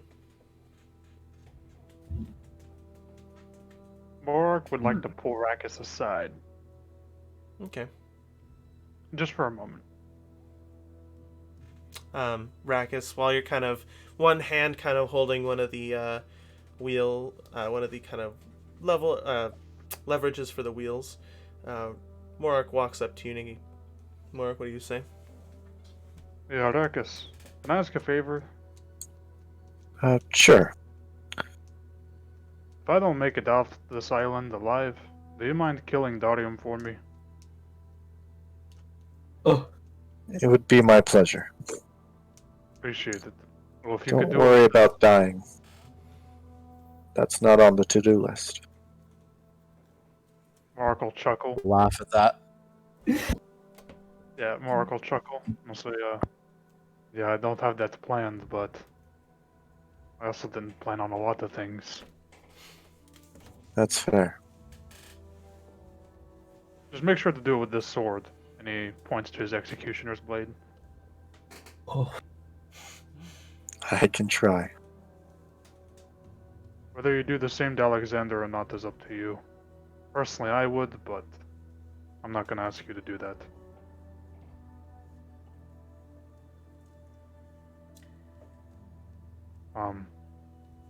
Thank you. Sorry Of to bother. course. No worries. So really quick, to describe you guys kind of stepping onto the longbow. Stepping onto the longbow, you see a mostly, this is before the crew arrived, empty ship that looks recently repaired. The headpiece of the ship is that of an individual pulling back her bowstring. And I'll send you guys the stats for the ship, and combat will be special in the way we handle it. Anyway, is there anything else anyone would like to do for the first day of travel? Mark would like to clean his blade. You may do so. And Esther would like to investigate his bow. Okay. There isn't much you can get from the bow. It's just intricately described and ornate in a capacity. Very cool. Does it look similar to like something that a previous chosen might have used? Roll a wisdom check. That is a 12. It's hard to gauge, but judging how before you got a memory when you interacted with the winged girl, you got a memory from touching the longbow. So perhaps? Oh. You're not sure. See. And Morak, sure enough, you can clean your blade. When dinner is served, it's mainly rations, so it's nothing special. And Rakis, by the way, you do get your own captain's quarters. Well, that's pretty neat. Yep. Everyone else generally is thrown into the crew's quarters.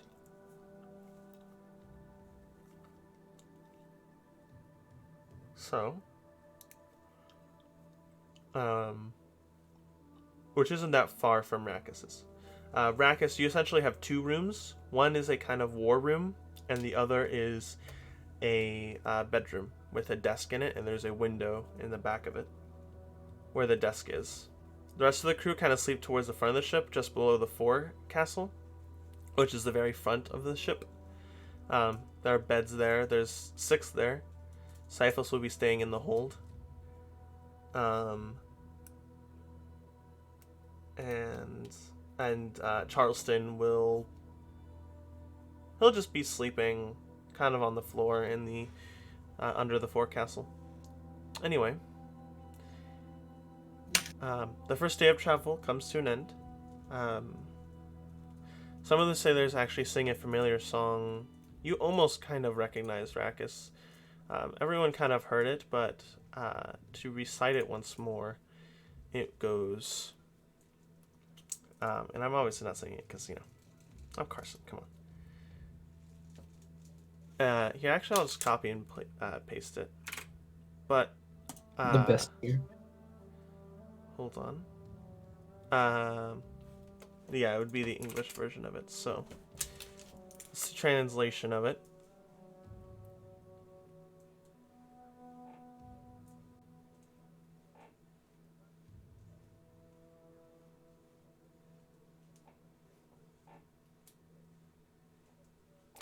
And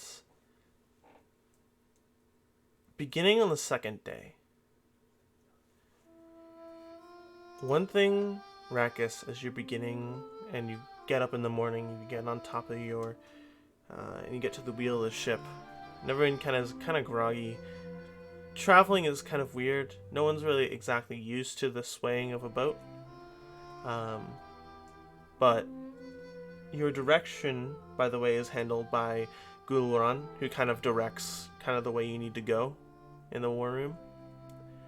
But one interesting note is when you touch the wheel, Rackus, you feel a chill go down your spine and your hair kind of stands on end.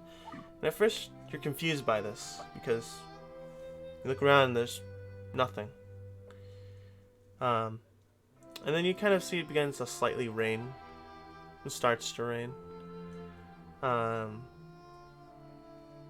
need everyone in this chat to make a perception check.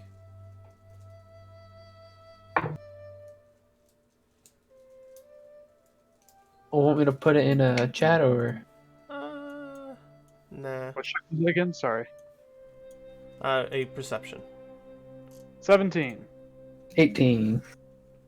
19. 11. Okay. Give me just one moment. I need to open up something real quick, Cool. Keep everyone entertained, please.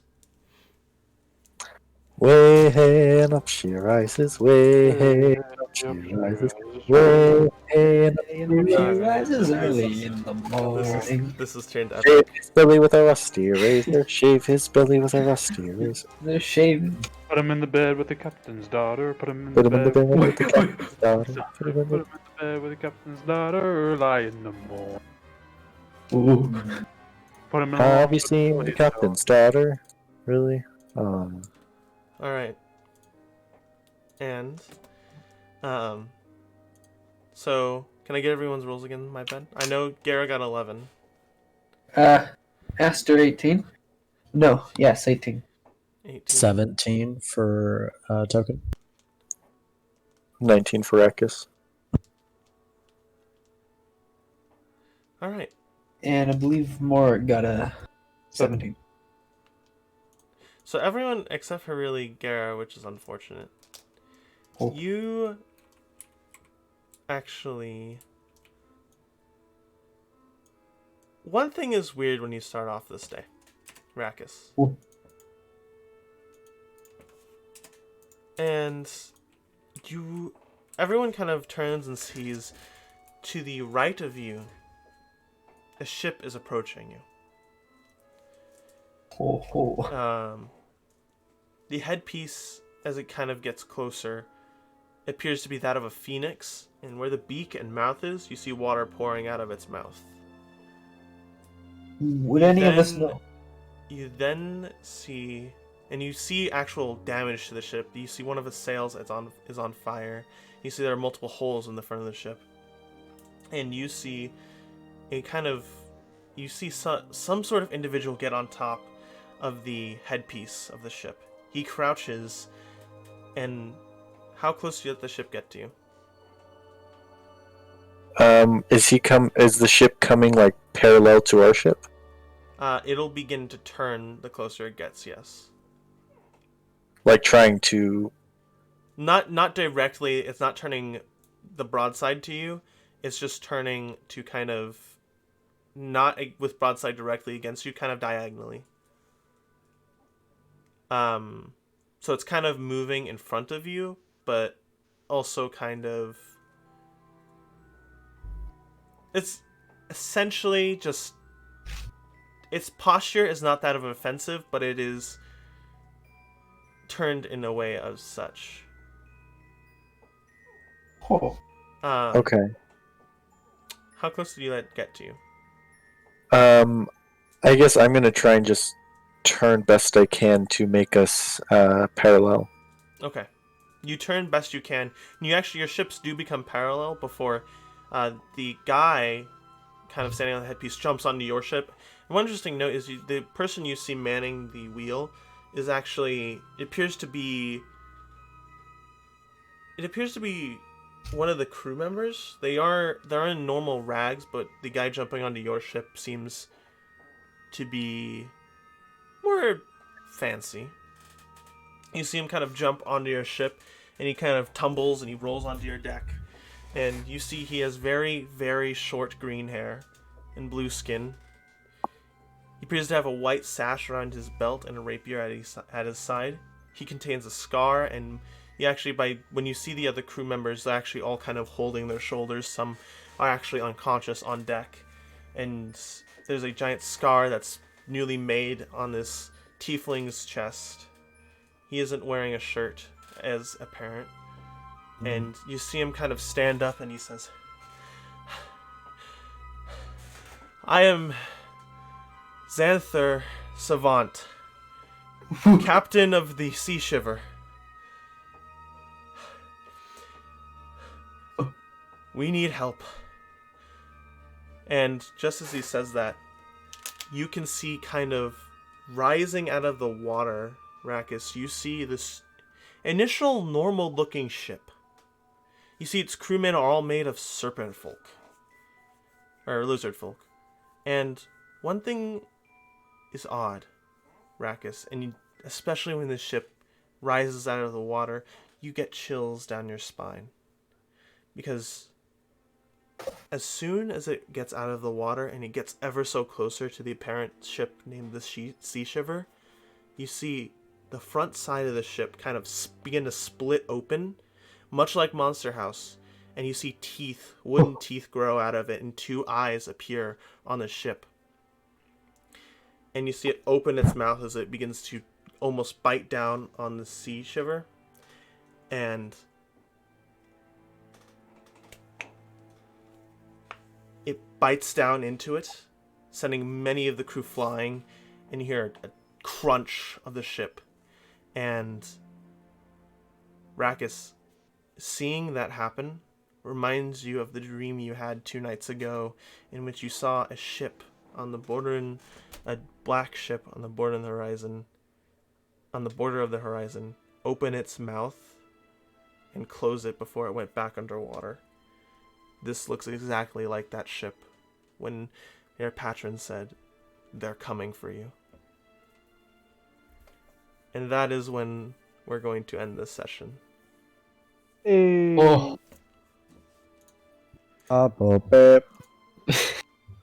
We savants will take over the world in the gene pool. Anyway, it's not organized yet, but for everyone on Discord, ooh. Oh my god, you did. Oh. Is that Wow. tabletop simulator I see? yeah, that is. How'd they get water on the I'm proud of board? you, Bucky. I'm proud of you. How'd they Okay. get water on the board? It's gonna be hard to get out. Yeah. Yeah, yeah. But Do you He's have gonna a dump drainage it over system you. there, or is it Dude, I just should empty? try that on my actual game board IRL. That'll go well. this is hell essentially what your ship looks like, ignoring the actual what the ship looks like on the. Basically, only look at the stats in the ship I sent you. Don't look at the diagram of it. This is what it actually looks like. But Oh, yeah. Thumbs up. this kind But of we'll get back to this in 2 weeks. Oh, No, this is neat. I've never done any ship combat whatsoever. So the way we'll be handling ship combat, and it's kind of homebrew on my end, is to read off the ship, kind of. So the main crew members who are elected, which is Token and Rackus, your sailing ship will get, on its turn, it'll get 3 actions, choosing from below. It can take only 2 actions if it has fewer than 20 crew, and only 1 action if it has fewer than 10. So essentially, you're going to be directing your crew members in what you want to do, such as firing the ballista, which there are no cannons, unfortunately. A mangonel, and or you can move, which has its own little way it works, and each weapon has its own kind of stuff. Each kind of separate level of the ship has its own AC and hit points. If you if your sails are destroyed, you can't move. Based on the damage level, it's determined. But also, whenever we start the combat and whenever we get to your guys' ship's turn, all of you guys can go at your own choice. But for Rackus needs to make a persuasion check to basically tell his crew what they need to do. And he can do so with advantage if Token helps him. And Is there like a link for all the ship? Stats? and Yeah, stuff? I'll send it to you after the stream ends. But Oh, okay. that is all. We'll be back in 2 weeks because we're going to be doing a one-shot, actually. DMs in Warhammer by our good friend here, Seth. Wow. Me? What? Nah. Wow. Nah. But Nah. He doesn't have time to do that. it won't be No. connected to the story, obviously. But Unless. No, they're connected. They're directly. They directly influence each other. no. But yeah, you guys have effectively begun combat with 2 ships. One of them being a mimic. Oh. Makes sense. And yeah. That's pretty cool. All right. Goodbye. Bye, everybody. And